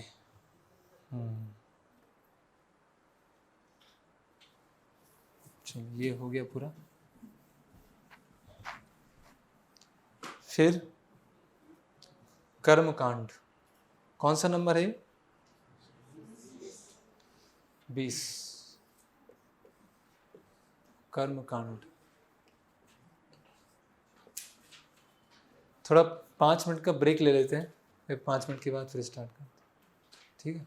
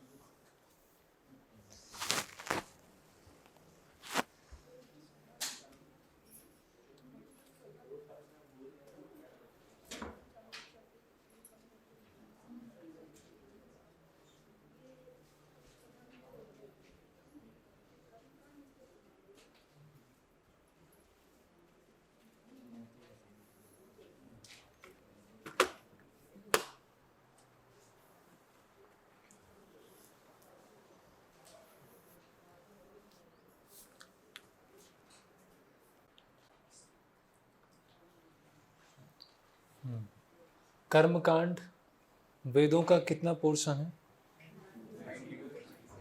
90%। कर्मकांड का अर्थ क्या होता है? कर्मकांड की क्या परिभाषा है? जी इंद्रिय तृप्ति के लिए किया गया कार्य, शास्त्रानुसार किए गए कार्य, इंद्रिय तृप्ति की इच्छा पूर्ति के लिए किए गए कार्य। शास्त्रों के अनुसार इंद्रिय तृप्ति के लिए, इंद्रिय तृप्ति की पूर्ति के लिए जो कार्य किए जाते हैं, यज्ञ या देवी देवताओं की पूजा की जाती है, उसको बोलते हैं कर्मकांड। मुख्य क्या है? इंद्रिय तृप्ति की इच्छा, फ्रूटिव मेंटेलिटी, वो कर्मकांड में विशेष है। इसीलिए कर्मकांड क्या है, जो योग की सीढ़ी है उसमें नहीं आता है। क्योंकि योग सीढ़ी कहाँ से चालू होती है? जब आप भोग करने की वृत्ति को छोड़ देते हैं, तो वो कहाँ से चालू होता है? कर्म योग से चालू होता है। कर्मकांड क्या है? कर्म योग के भी नीचे है, क्योंकि कर्मकांड में क्या है? भोग की प्रवृत्ति है। ओके, तो इतना सब 90% बना दिया, भगवान ने भ्रमित कर दिया लोगों को कर्मकांड दे के। तो क्यों ऐसा इतना बड़ा क्यों बनाया? 90% कम बना देते। 50 कर्मकांड होता, 25 ज्ञान कांड, 25 भक्ति होती। भक्ति को तो बहुत छोटा कर दिया। तो कर्मकांड 90% क्यों बनाया? हाँ भाई। ताकि लोग वेदों के अनुसार, ताकि लोग एक कंटिन्यूअस उसमें एक्टिविटी क्या सही है, क्या गलत है, नियत वो तो 50% बनाते तो भी उसमें हो जाता।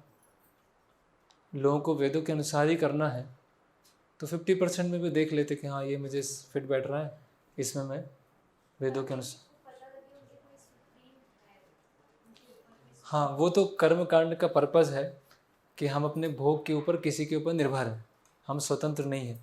लेकिन 90% क्यों है? इतना अधिक क्यों है? क्योंकि भौतिक जगत में अधिकतर लोग कर्मकांड ही भरे हुए हैं। नहीं, कर्मकांड नहीं भरे हुए हैं। अधिकतर मतलब कर्मकांड पे विश्वास करने वाले हैं। अधिकतर कर्मकांड विश्वास करने वाले भी नहीं हैं। जी, लोग कम बुद्धिमान सोचते सोचने का ज़्यादा अधिकतर लोग भौतिक इच्छाएं चाहते हैं, अधिकतर लोग भौतिक इंद्रिय तृप्ति चाहते हैं। तो उसमें भगवान का क्या दोष? भगवान तो फैसिलिटी दे रहे हैं आपको। कई लोग जैसे गोकुल चंद्रपुर से पूछा एक बार कि 33 करोड़ देवी देवता है कि नहीं, तो गोकुल चंद्र बोलते 33 करोड़ भी कम है। मनुष्य की इतनी करोड़ इच्छाएं, इतनी करोड़ इच्छाएं हैं, 33 करोड़ में तो भगवान मतलब थोड़ा सा एडजस्ट कर देते, कॉम्प्रोमाइज़ कर देते कि जितनी इच्छाएं, जितनी डिजायर हैं, उसको पूर्ति करने के लिए अलग अलग देवी देवता है। इसीलिए 90% है। क्यों? क्योंकि अधिकतर लोग इसी स्तर पर भौतिक इच्छा। ऐसा नहीं कि अधिकतर लोग कर्मकांडी। कर्मकांडी तब है जब उसको फॉलो करने जाएंगे।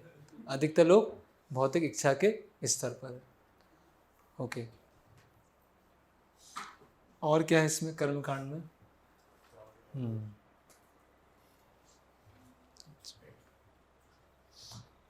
कर्मकांड की 2-3 जगह कुछ तुलना की गई है अलग अलग चीज़ों से।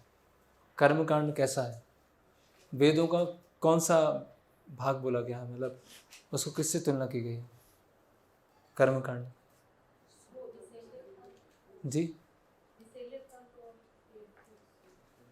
आकर्षित करने वाला। और एक और है जी, कौन सा? अच्छा, विशेर भांड, विष के घड़े हैं। नहीं, वो तो उसमें है चैतन्य चरितामृत, भगवत गीता में। यस, गहरा अंधेरा जंगल।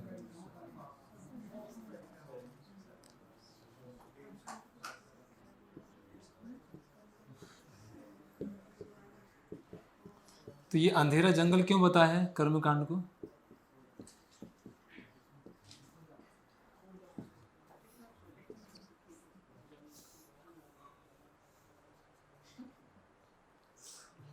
क्यों अंधेरा, गहरा अंधेरा जंगल क्यों है कर्मकांड? क्यों तुलना उसकी बताइए?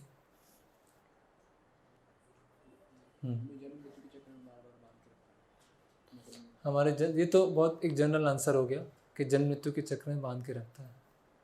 सही है।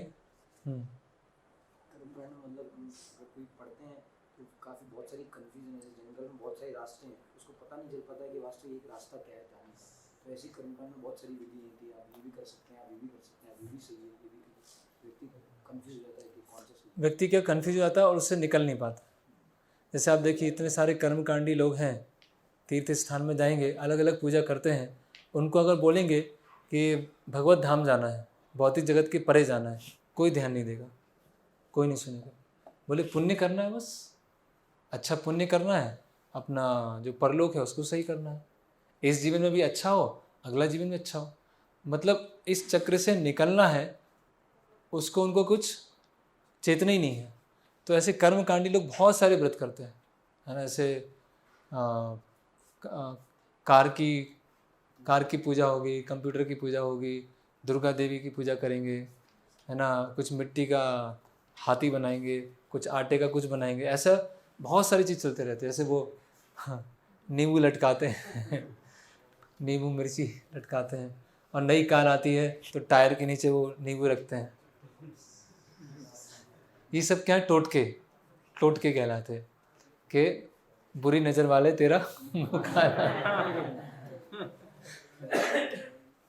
क्या, हाँ इस पर भी गाना हुआ है। तो ये सब क्या है, कर्म कांड के भाग ऐसे। तो ये इतने लुभावने होते हैं, इतने अच्छे लगते हैं। जैसे आप उज्जैन में जाइए महाकाल, तो वहाँ बहुत सारे लोग ऐसे मिल जाएंगे, और ये कर्मकांड लोग बहुत स्ट्रिक्टली फॉलो करते हैं, है ना। 21 दिन का केवल जल पीना है, 1 महीने केवल जल पीना है ना, 6 महीने से मौन धारण है ना। ऐसे अलग अलग आसन कर रहे हैं, तो बहुत भक्तों से भी अधिक ज़्यादा तपस्या करते हैं, क्योंकि उनका मोटिवेशन क्या है, स्वर्ग प्राप्ति या इस जीवन में इंद्रिय तृप्ति। तो गहरा अंधेरा जंगल। और कर्मकांड की तुलना किससे की गई है? हाँ, अलंकृत भाषा। लेकिन वो भाषा कैसी है? हाँ, जहरीला पुष्प,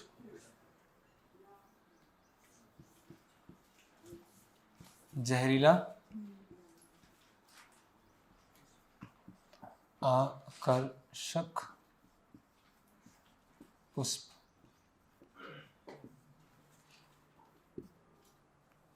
और एक तुलना और है कर्मकांड की,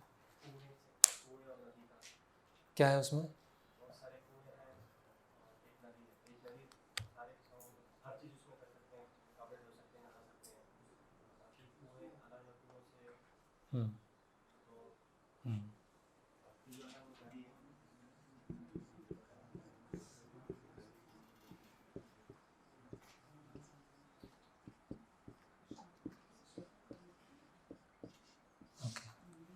कर्मकांड करने से व्यक्ति की कैसे प्यूरिफिकेशन होता है?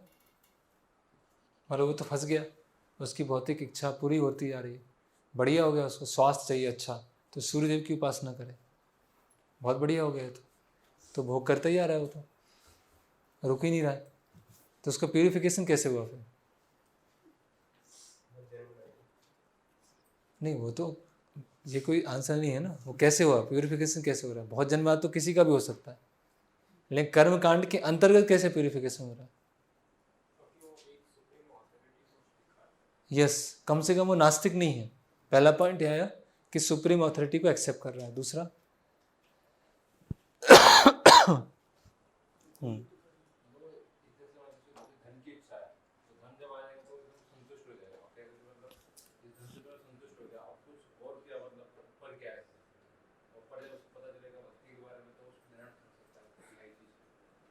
आप लेक्चर में नहीं थे ना? थे इसमें कर्मकांड वाले? नहीं, जब ये डिस्कस हो रहा था 41-42 तब थे। एक सुप्रीम अथॉरिटी और देवी देवताओं के नाम जो है भगवान विष्णु के सेकेंडरी नेम्स, ठीक है। और कैसे प्यूरिफिकेशन होगा वो देखेगा ना। जिनको ये सब चीज़ मिल गया है, ये स्वर्ग में भी जो है वो भी जन्म मृत्यु जरा व्याधि में फंसे हुए हैं, तो फिर मुझे ऐसी चीज़ ढूंढना चाहिए जो उसके परे हो। चलो उसने देख लिया कि स्वर्ग जाना है, बहुत अच्छा, बढ़िया, स्वर्ग में एंजॉय करेंगे। लेकिन जब स्वर्ग का वर्णन देखेगा तो वहाँ ही चिंताएं हैं, वहाँ ही मृत्यु हो रही है, तो इससे क्या होगा, वो कर्मकांड के स्तर से ऊपर उठेगा। और दूसरा स्तर क्या है, ये तो कर्मकांड की अपने आप प्रोसेस है, चलिए वो बाद में डिस्कस करेंगे। तो ये कर्मकांड इस तरह से प्यूरिफिकेशन करता है। ग्रेजुअली सुप्रीम अथॉरिटी को एक्सेप्ट करना है, ठीक है। और जब उसको चीज़ प्राप्त हो जाती है उसके पश्चात भी असंतुष्ट रहता है। और तीसरा है भगवान विष्णु के जो सेकेंडरी नेम्स हैं वो देवताओं के नाम।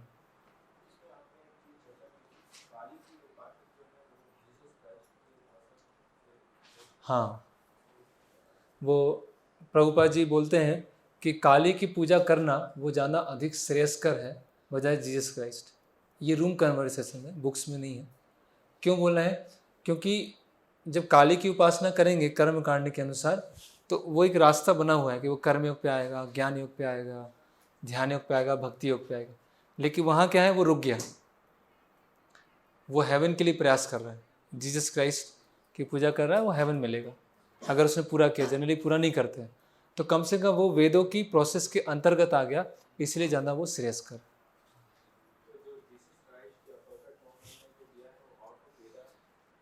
नहीं, वो वेदों का ही एक है, नैतिकता है।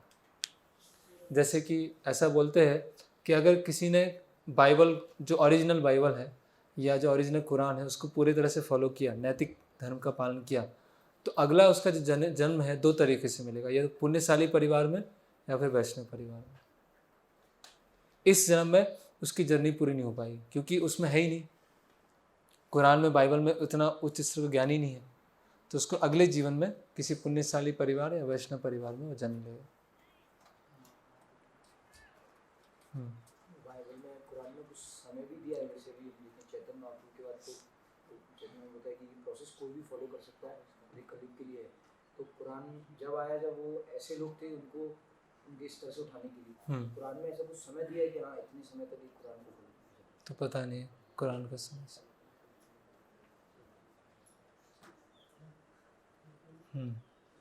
और जो कुरान और बाइबल है अल्टीमेटली कर्म कांड के स्तर पर ही है, ये भी एक पॉइंट लिख सकते हैं।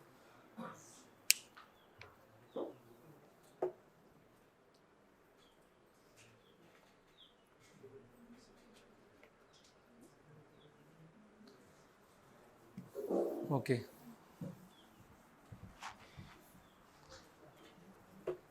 फिर है योगा लैडर। जी,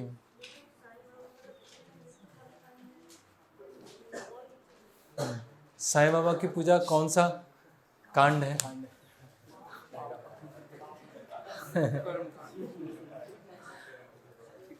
साईं बाबा की पूजा विकर्म कांड, कर्म कांड नहीं, क्योंकि वो शास्त्रों के अनुसार ही नहीं है। कर्म कांड में कम से कम शास्त्र तो होना चाहिए, उसमें शास्त्र ही नहीं।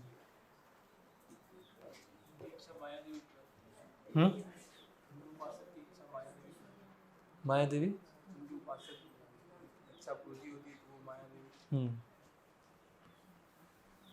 या उनके कर्म फल ही ऐसे होंगे जो उनको मिल गए होंगे। फिर है योग की सीढ़ी, योगा लैडर। ये योग की सीढ़ी तो हमारे 6ठे अध्याय तक हमको हमारे साथ चलेगी। तो योग का क्या अर्थ है? योग मतलब क्या है? पहला है भगवान से जोड़ना, और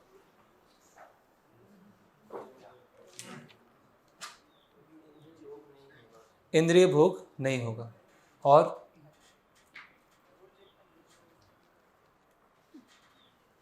वही है, भोग और योग दोनों साथ में नहीं चल सकते। तो क्या भगवत गीता में अलग अलग मार्ग हैं या एक ही मार्ग है? कर्मयोग चुन लो, ज्ञान योग चुन लो, ध्यान योग चुन लो, या भक्ति योग चुन लो। ऐसा है कि एक ही मार्ग है? अलग अलग है तो अलग अलग क्यों है? एक ही है तो एक ही क्यों है?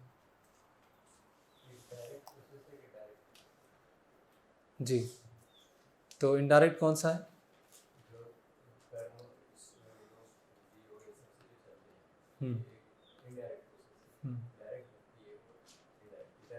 तो भक्ति है डेस्टिनेशन, और उसके बीच बीच के स्टेशन क्या है?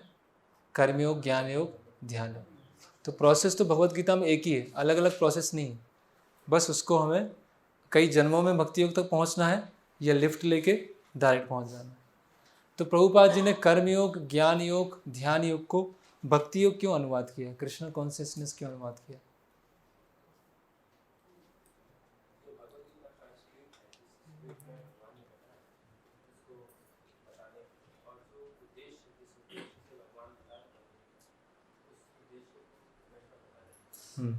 तो भगवत गीता का अंततः उद्देश्य क्या है? भगवान कहाँ ले जाना चाहते हैं? मन मना भव मद भक्तो यह सर्वधर्मा परित्यज्य। उस उद्देश्य को सामने रखते हुए प्रभुपाद जी ने सभी योगों को क्या किया है? भक्ति योग या कृष्णा कॉन्शियसनेस ट्रांसलेट किया। ओके, योग, बुद्धि योग और भक्ति योग, इनमें आपस में क्या संबंध है? बुद्धि योग या भक्ति योग में क्या संबंध है? बुद्धि योग या भक्ति योग? बुद्धि योग को कहीं पे सांख्य योग से कंपेयर किया है, तो प्रभुपाद ने अलग-अलग बुद्धि योग और भक्ति योग में क्या संबंध है?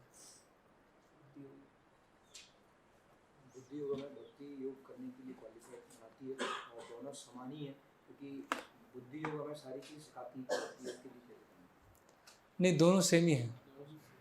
बुद्धि योग और भक्ति योग दोनों सेम ही है। बुद्धि योग मतलब सांख्य के आधार पर भगवान की इच्छा के लिए कार्य करना, वो बुद्धि योग। इतने सारे योग है तो कंफ्यूज मत हो जाइएगा, कौन सा क्या योग है वो पता होना चाहिए। ओके, तो ये योगा लैडर हो गया।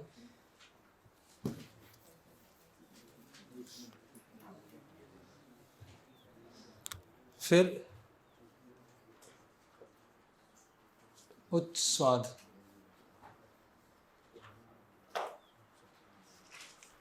उच्च स्वाद, हायर टेस्ट। तो किस में हायर टेस्ट है सात्विक को?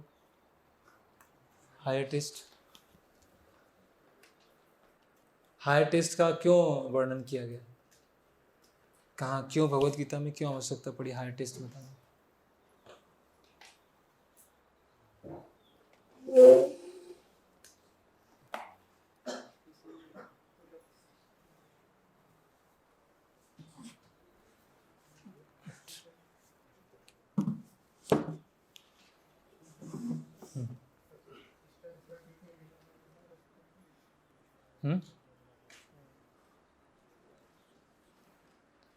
उच्च स्वाद क्यों बताया भगवान ने?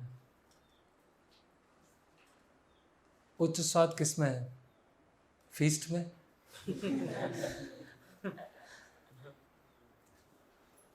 संडे खिचड़ी में है कि सैटरडे यूथ प्रोग्राम में? किस में उच्च स्वाद है?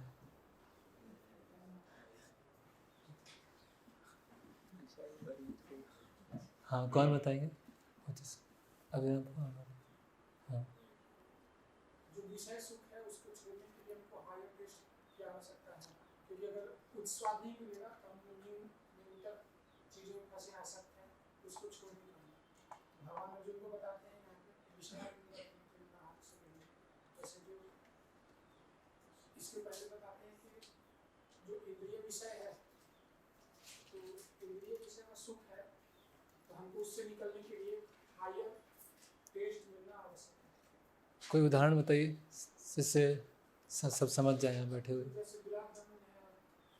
नहीं, जो गीता का उदाहरण है आज जो लिया उसका उदाहरण नहीं।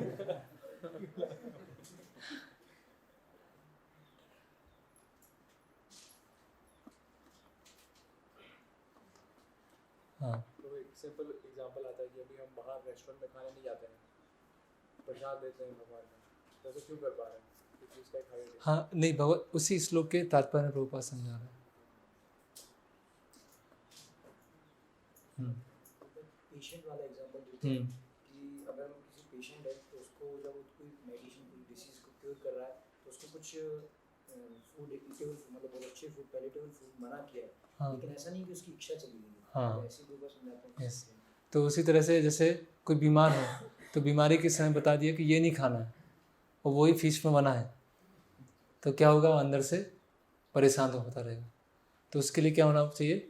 कुछ दूसरा अलग से बनना चाहिए जो ज़्यादा टेस्टी हो, है ना? तो केवल कछुए की तरह इंद्रियों को अंदर कर लेंगे, उससे काम नहीं चलेगा। लेकिन इंद्रियों को पॉजिटिव लगाना भी है। तो जब तक उच्च स्वाद नहीं आएगा तब तक हम निम्न स्वाद को नहीं छोड़ पाएंगे। विषया विनिवर्तन निराहारस्य देहिना, कि हमने इंद्रियों का आहार छीन लिया। निराहारस्य देहिना, तो इंद्रियों का आहार छीन लेने से ऐसा नहीं कि इंद्रियों में आहार लेने की प्रवृत्ति चली गई, आहार तो चाहिए है लेकिन उच्च स्वाद चाहिए। तो भक्ति में क्या है, उच्च स्वाद लेंगे और निम्न स्वाद चला जाएगा। तो ये विधि विधान क्यों है भक्ति में? उच्च स्वाद लो, बस ये उच्च स्वाद लो, कीर्तन में नाचो, प्रसाद लो, ये नियम सब क्यों हैं इतने सारे? डूज एंड डोंट्स क्यों हैं? हमें तो हायर टेस्ट ही लेना है ना।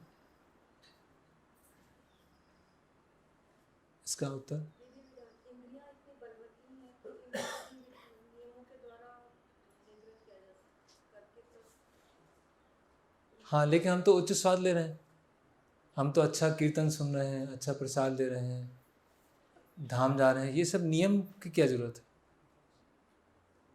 ये सब ये करना है, ये नहीं करना है, वो करो, वो नहीं करो,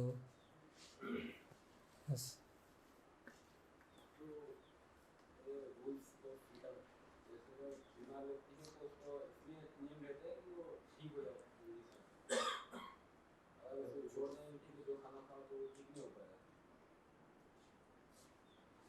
हाँ सही है।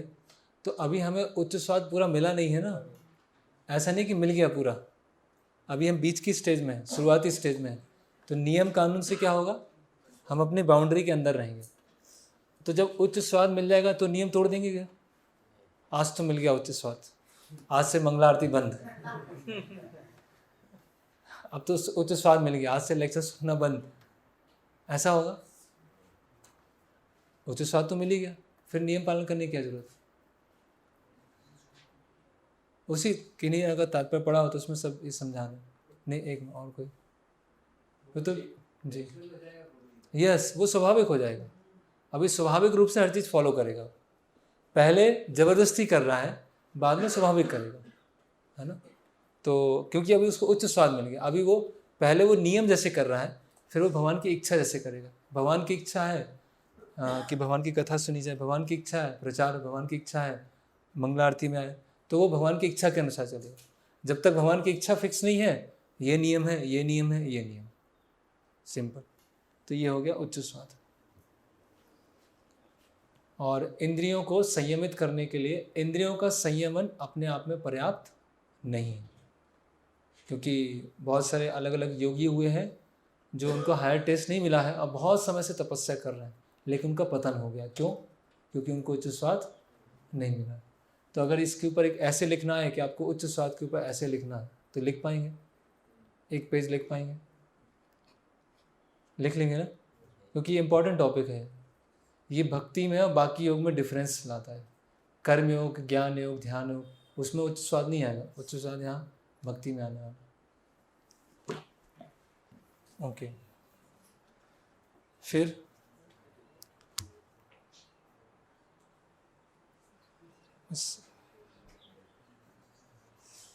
ये ले लिया था, कर्म ही पूजा है, नहीं लिया था।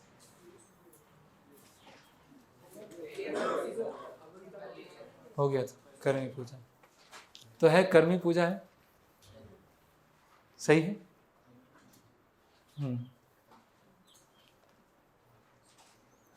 फिर बुद्धि योग,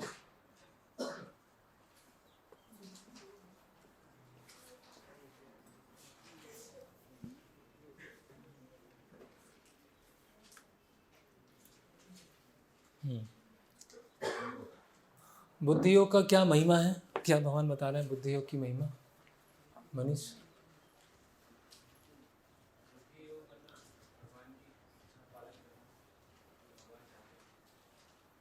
ये तो बहुत जनरल आंसर हो गया। भगवान इसका कुछ महिमा बता रहे हैं ना, बुद्धि योग करने से ऐसा होता है।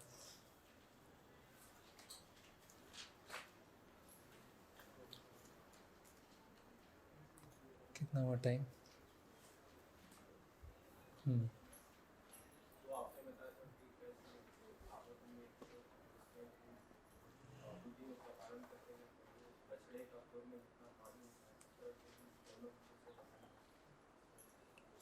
हाँ,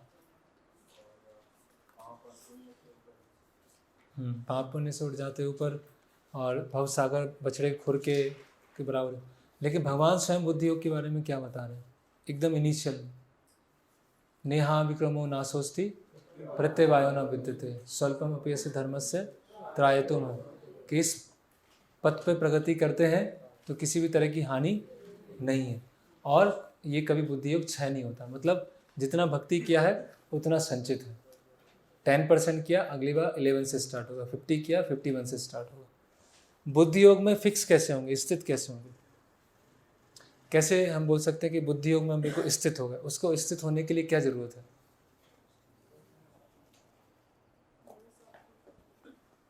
जी हाँ, व्यवसात्मिका बुद्धि एक है कुरु नंदना, और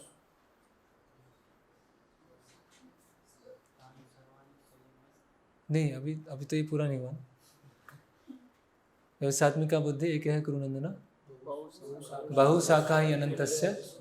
तो व्यवसात्मिका बुद्धि कैसे आएगी? एक निष्ठ बुद्धि कैसे आएगी? बुद्धि योग में हम कैसे स्थित हो पाएंगे? बताइए कोई बैक बेंचर्स। अमित,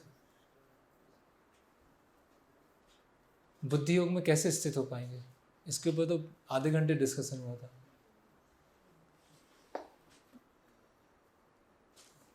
बुद्धि योग में कैसे स्थित होंगे?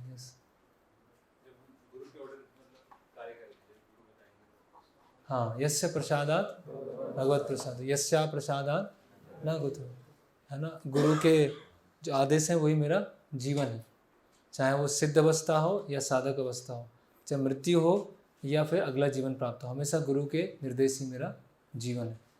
अगर ये इस तरह की निष्ठा है तो बुद्धि योग में हम स्थित हैं। इस तरह की निष्ठा नहीं है तो बुद्धि योग में स्थित नहीं हो पाएंगे। ओके, बस एक दो और लेते हैं, उसके बाद खत्म करेंगे। पतन, पतन के बारे में क्या बताया? Fall down.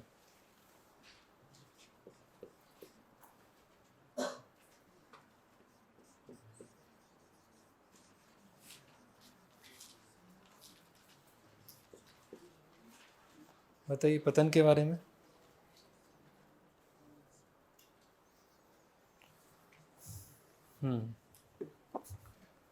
पतन के बारे में क्या है? हाँ,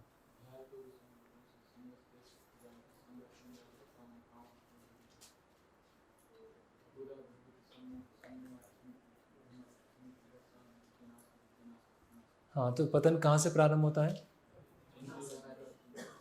मनन करने से। ध्याय तो विषयात् पुंसा, मनन करने से पतन होता है। एक ये कारण है पतन का। दूसरा और क्या कारण है पतन का? Independent nature. और भगवद गीता में क्या बताया? असत्संग।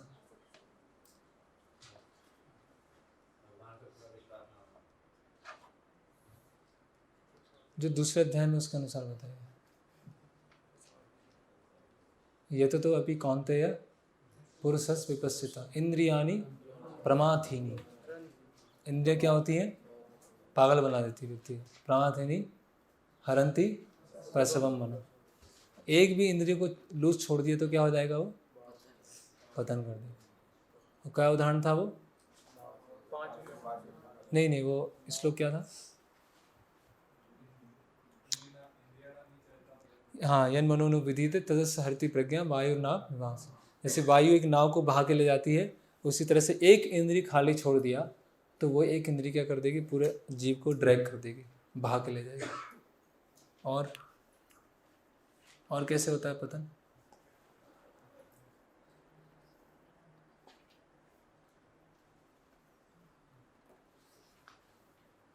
हायर टेस्ट नहीं है, अगर भक्ति में अगर हायर टेस्ट नहीं है तो क्या हो जाएगा? पतन हो जाएगा। दो उदाहरण कंपेयर किए गए थे, हरिदास ठाकुर और शिव जी। ओके, और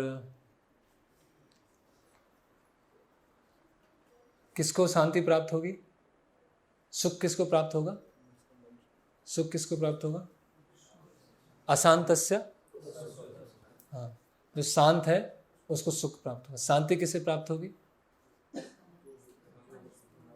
हाँ, उसका उल्टा चलिए श्लोक को, उस श्लोक को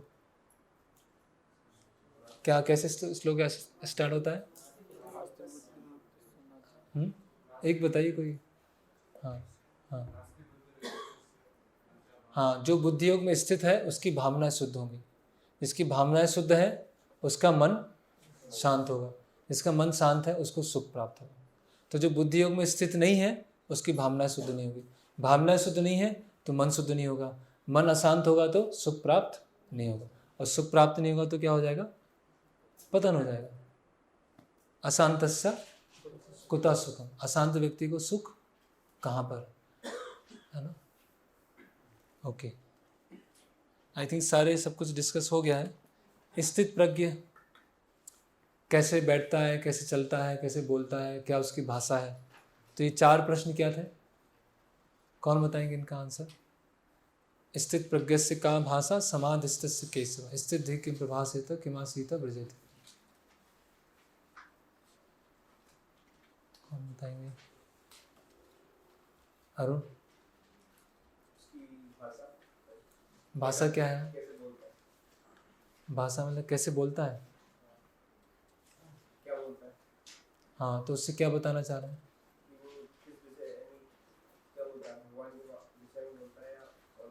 तो उससे क्या क्या उससे स्थित प्रकृति से क्या संबंध है? उसकी भाषा से क्या समझाएगा?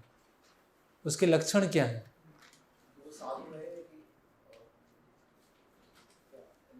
स्थित प्रज्ञ में स्थित व्यक्ति के लक्षण क्या है उसकी भाषा से पता चलेगा। कैसे बोलता है उसके लिए क्या है, कैसे बोलता है उससे भगवान क्या बताना चाह रहे हैं। धीमे से बोलता है, सॉफ्टली बोलता है, चिल्ला के बोलता है, कैसे बोलता है?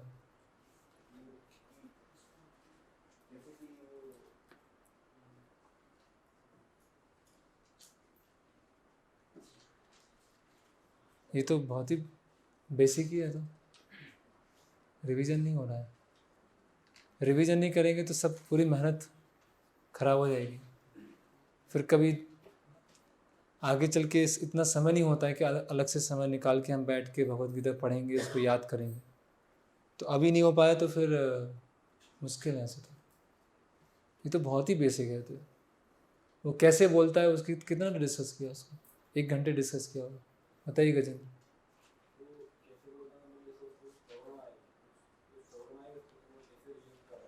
हाँ, कैसे रिस्पॉन्ड करता है। सुख आता है तो कैसी प्रतिक्रिया होती है, दुख आता है तो कैसी प्रतिक्रिया होती है, न्यूट्रल आता है तो कैसी प्रतिक्रिया होती है, उसको बोलते हैं बोलना।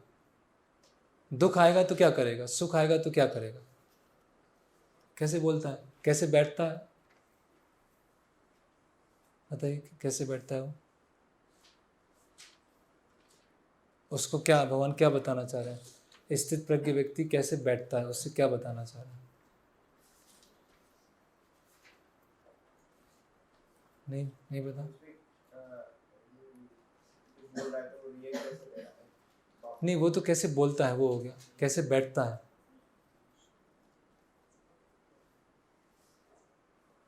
बैठता ही नहीं हो खड़ा रहता।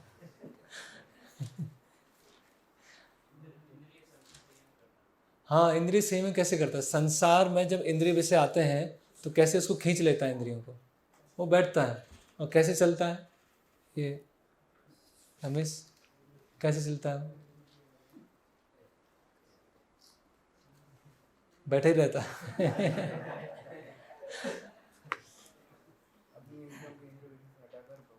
हाँ, बहुत कठिन नहीं है। आप थोड़ा सा विचार करके देखिए, कोई कठिन थोड़ी प्रश्न हो रहा है, बहुत ही सिंपल प्रश्न। कैसे चलता है मतलब इंद्रियों को संसार में कैसे लगाता है। बैठता है मतलब जब इंद्रिय विषय आते हैं तो कैसे उनको खींच लेता है। बोलता है मतलब कुछ समस्या आती है, सुख आता है, दुख आता है तो कैसे रिएक्ट करता है। सिंपल है, ऐसा कोई बहुत बड़ी चीज़ नहीं है। तो कम से कम इतना तो, ये 4 जो प्रश्न है वो तो सबको याद होना चाहिए, और 4 प्रश्न के उत्तर क्या है वो याद होना चाहिए। ओके, अंतिम बस है इसमें।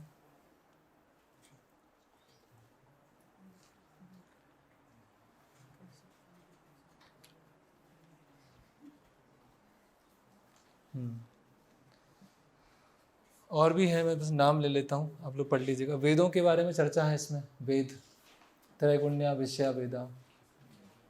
हरि नाम के ऊपर चर्चा है दूसरे अध्याय में कि हरि नाम क्या है, वेदों का कंक्लूजन है, वो पढ़ लीजिएगा। और उच्च स्वाद तो हो ही गया है। निर्वाण के बारे में बताया है, निर्वाण 72वें श्लोक में बताया है निर्वाण कैसे प्राप्त होता है। ठीक है, एक और देख लेते हैं, इंद्रिय संयम। तो इंद्रिय संयम के बारे में क्या क्या बताया है इसमें दूसरे अध्याय में। तो ये इंद्रिय संयम कैसे कंट्रोल करता है वो। आपको एक ऐसे लिखना आ गया एग्जाम में कि आपको सेंस कंट्रोल के ऊपर लिखना है सेकंड चैप्टर से, तो क्या लिखेंगे आप? सबसे पहले कछुए का उदाहरण है, ठीक है, जिस प्रकार वो कछुआ ऐसे पेंजियन देखता है तो अपने सेंसेस का मतलब सबसे पहले कच्छे का उदाहरण, फिर उसके बाद सेंस कंट्रोल।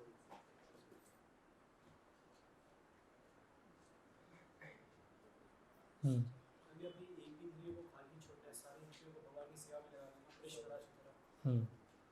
तानि सर्वाणि संयम है युक्त आसीत मत्परा वसे ही यस्येन्द्रियाणि तस्य प्रज्ञा प्रतिष्ठिता।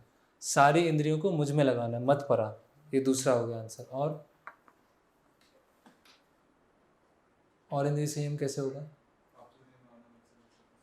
नहीं, उसमें तो विचलित नहीं होता।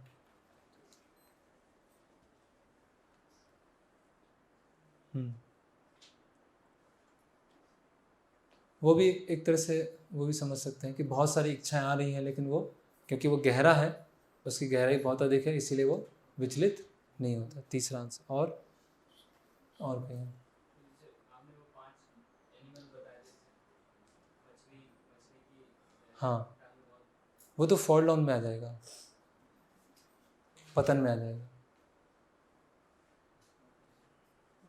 भगवान से प्रार्थना करनी क्योंकि हमारा एफर्ट, आपने एग्जांपल दिया था वो चिड़िया का, गुरुदेव का, चिड़िया अपनी चोंच से समुद्र खाली करने की कोशिश कर रही थी।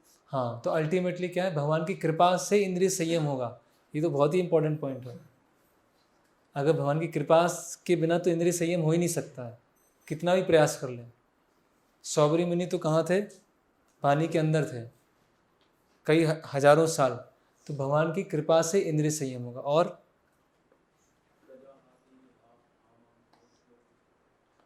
प्रजाहाति यदा काम,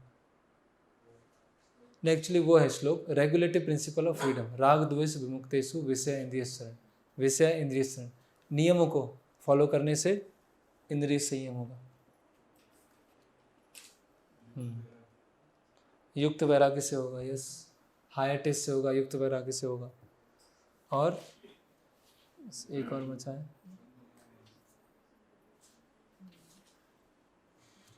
और प्रसाद लेने से, पॉजिटिव इंगेजमेंट। ठीक है, वो हायर टेस्ट में ही आ गया। ओके, इस तरह से ये इंद्रिय संयम वाला पूरा हो। तो ऑलमोस्ट ये द्वितीय अध्याय पूरा हो गया, इसका रिवीजन भी हो गया। कुछ पॉइंट्स आप अपने आप पढ़ लीजिएगा, जैसे वेद के बारे में, और हरि नाम के बारे में, और निर्वाण के बारे में, ये पढ़ लीजिए। और जितनी एनालॉजीज़ हैं, जो हमने 9-10 डिस्कस किया था, और जो तात्पर्य के अंदर एनालॉजीज़ हैं, उसको भी अच्छे से देख लीजिएगा। तो अगर ये सब 30 पॉइंट हमने डिस्कस कर लिया, ऑलमोस्ट 30 होगा, 27-28 ये पॉइंट्स अगर हमको अच्छी तरह याद है, मतलब दूसरा अध्याय हमको पूरा बिल्कुल अच्छी तरह से, क्योंकि पूरा बेसिक है, इसमें हर चीज़ है। अभी तीसरे अध्याय पहुँचेंगे तो कर्मयोग के बारे में अधिक डिस्कशन होगा। चौथे में पहुँचेंगे तो ट्रांसीडेंटल नॉलेज, दिव्य ज्ञान के। लेकिन दूसरा अध्याय क्या है हमारा, ये बेस बहुत अच्छा तैयार होना चाहिए, इसीलिए हमने इतना डिस्कशन किया। किसी को कुछ पूछना है, कुछ कहना है, या कोई टॉपिक मिला हो इसमें से आपको, तो कोई बता सकते हैं।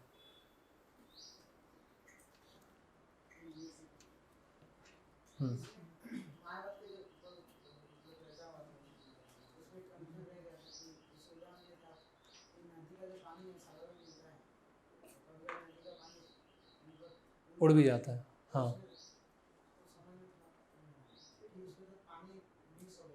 हाँ नहीं, उसमें प्रभुपाद ऐसा बताते हैं कि जो निराकार ब्रह्म में जाके लीन हो गया कुछ समय के लिए, फिर नीचे उसका पतन हो जाता है, वो हमेशा उस समय में नहीं रह पाता। तो वो नदी का पानी है और बाद में सूर्य के प्रकाश से वो वाष्पीकृत हो गया, वो उड़ गया, ऐसे वो मिक्स तो हो गया। मतलब वो, क्योंकि मायावादी उस तरह से बता रहे हैं कि नदी उसमें मिक्स हो गई, तो हम सूर्य से बता रहे हैं कि नहीं, पानी उड़ गया। वो अभी वो एग्जैक्टली नदी का उड़ा दूसरा उड़ा वो अलग चीज़ है, पानी तो उड़ गया ना। ऐसे वो जो पानी उड़ा वो कभी नदी में किसी से आया होगा, तो वो जीव का पतन हो गया। हाँ मुझे आत्मा तो सारे लोगों में है, सूर्य में भी, सूर्य पे भी है, चंद्र पे भी है। और प्रभुपाद अपने लेक्चर में बता रहे हैं कि भौतिक रूप से वहाँ जाना संभव नहीं है। और बट जो एलियंस रहते हैं इनका कोई एग्जिस्टेंस होता है क्या, ये फिर ऐसे बोलते हैं, क्योंकि काफ़ी सारे एविडेंस है पर प्रमाण है कि एलियंस इस धरती पे आए। जनरली क्वेश्चन आता है जब हम बात करते हैं कि जाना तो पॉसिबल नहीं है, तो क्या आना पॉसिबल है और एलियंस आते हैं, ऐसा कुछ है? नहीं, जैसे देवी देवता आते हैं ना, देवी देवता पृथ्वी लोक पर आते हैं। और ये एलियंस है इनका, देखो वो हमारी भाषा हो गई एलियंस, वो हमारी भाषा, मूवीज़ की भाषा हो गई एलियंस। एलियंस मतलब जिसको हमको पता नहीं है। बाकी हर ग्रह पर, हर लोक पर जीव हैं और एक लोक से दूसरे लोक जाना संभव था। लेकिन कलयुग में अभी, उससे पहले जैसे हम देखते हैं अयोध्या है, तो देवी देवता कहाँ है? अपने स्वर्ग लोक से अयोध्या में आए जब भगवान राम का राज तिलक होने वाला। तो वो कैसे पहचाने जाते हैं कि उनके पैर धरती पे नहीं है, वो थोड़ा सा ऊपर है, तो समझ जाते कि ये तो देवी देवता है, ये अयोध्यावासी नहीं है। तो वो हमारे दृष्टिकोण से एलियंस है। बाकी तो वो एक प्लानट से दूसरे प्लानट जाना तो है, वो हम नहीं कर सकते। जो पुण्यशाली जीव है वो कर सकता है, जिसका पुण्य बहुत है।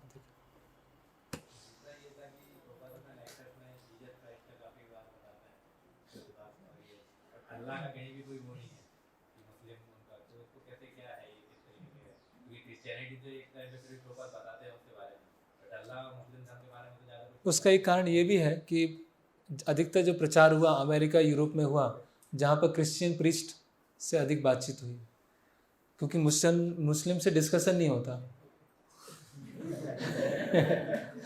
वहाँ तो सीधे आर या पार हो जाता है। तो लेकिन और भी दूसरे शास्त्र हैं जो प्रभुपाद जी से पहले आचार्यों ने लिखा है, उसमें बताया है कि कोई अच्छा क्रिश्चियन है, अच्छा मुस्लिम है, तो आगे चल के वो किसी पुण्यशाली परिवार में उसका जन्म होता है, या उसको कुछ भक्ति का कुछ अंश मिला है तो वैष्णव परिवार में जन्म होता है उसका, लेकिन इस जीवन में पूरा नहीं कर पाएगा। इसका आधार कैसे मान सकते हैं? जैसे देवी देवताओं की पूजा करना काइंड ऑफ उस टाइप का, या फिर क्योंकि कहीं से तो एग्जिस्टेंस में आया हुआ, ये कुछ तो उसके पीछे रीजन रहा होगा। जैसे कर्मकांड में देवी देवताओं की पूजा है, तो वैसे करके भक्ति योग तक पहुंचा जा सकता है। इनका भी अगर प्रॉपर तरीके से दोनों को फॉलो किया जाए, मुस्लिम धर्म को और तो पुण्य मिलेगा, नैतिकता, झूठ नहीं बोलना है, चोरी नहीं करना है, डकैती नहीं डालना है, ये सब नैतिकता मिलेगी। तो नैतिकता पालन करने से क्या होता है, व्यक्ति पुण्यशाली बनता है। आपने नैतिकता पालन किया, पुण्यशाली बने, अगला जीवन आपको ऐसी जगह मिल जाएगा कि आपका पुण्य से आप भक्ति तक पहुंच सकते हो। ये उसका वेस्ट नहीं जाएगा।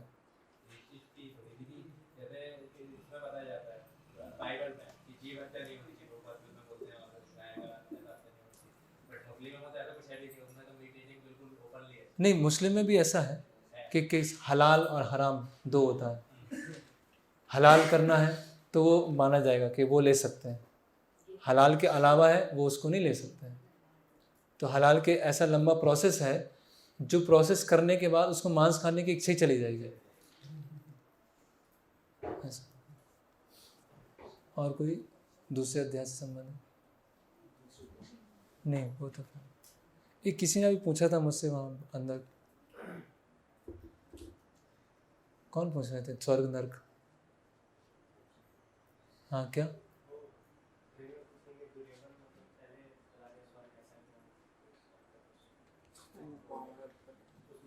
क्या? हाँ, कि दुर्योधन को स्वर्ग मिला, पांडवों को नर्क मिला, ऐसा बोलते हैं। तो उसके लिए वो लेक्चर है, वो सुन लीजिए आप, महाभारत का विवादास्पद विषय। और उसमें क्या है कि नर्क नहीं मिला था पांडवों को, नर्क को दूर से दिखाया गया था, उनका टेस्टिंग चल रहा था। उसमें क्या हुआ कि युधिष्ठिर महाराज को विमान में बैठाया गया और बोले कि आपको अभी ले चलते हैं हम स्वर्ग में। तो बोले मेरे भाई कहाँ हैं? बोले आपके भाई तो सब नरक में है। बोले फिर भी तो मुझे स्वर्ग नहीं जाना, मुझे तो अपने भाइयों के साथ जाना है, क्योंकि मेरे भाइयों ने धर्म को पालन किया है, जहाँ मेरे भाई रहेंगे वहाँ पे मैं जाऊँगा। तो जब वो जाते हैं तो आवाज़ आ रही, भीम जोर से चिल्ला रहे हैं, अर्जुन जोर से चिल्ला रहे हैं। तो युधिष्ठिर महाराज की धर्म में कितनी निष्ठा थी उसको चेक करने के लिए थोड़ा सा बस नर्क दिखाया गया था कि क्योंकि उनके सारे भाई क्या थे, धर्मपरायण थे। तो मैं अकेला क्यों जाऊँ वहाँ पर, मेरे सारे भाई जहाँ होंगे वहाँ पर मैं जाऊँगा। इसलिए जस्ट एक थोड़ी सी झलक दिखाई गई थी। और दुर्योधन को स्वर्ग क्यों मिला, उसमें बताते हैं कि दुर्योधन को एक निचले स्तर का स्वर्ग मिला, क्योंकि कृष्ण से तो द्वेषी था वो, लेकिन उसने कुछ पुण्य के कार्य किए थे, है ना। और ये भी दिखाने के लिए युधिष्ठिर महाराज को, देखो इसने कुछ नहीं किया, इसको स्वर्ग मिल गया, और तुम्हारे भाइयों ने सब कुछ किया था, उनको नर्क मिल गया। तो युधिष्ठिर महाराज थोड़ी समय के लिए विचलित हो जाए, लेकिन युधिष्ठिर महाराज बिल्कुल विचलित नहीं हुए। युधिष्ठिर महाराज ने कहा नहीं, मैं तो उधर ही जाऊँगा। और फिर पांचों भाइयों को कहाँ ले गए, भगवत धाम ले गए। तो केवल एक क्रिएट किया गया था। कुछ लोग क्या बोलते हैं कि युधिष्ठिर महाराज ने झूठ बोला था इसीलिए वो नरक के दर्शन हुए, ऐसा नहीं है, ये गलत है। वो तो बस टेस्टिंग के लिए था वो, ऐसा।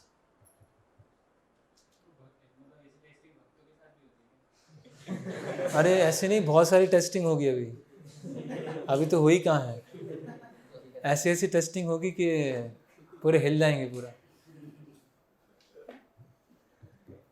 बिल्कुल अंतिम तक जाते जाते पूरा प्योर करना है भगवान को हमें, एक कलमस भी नहीं छोड़ना है, इसलिए बहुत सारी टेस्टिंग होगी। ठीक है, हरे कृष्ण। श्रील प्रभुपाद की जय। श्रीमद् भगवद गीता यथारूप की जय।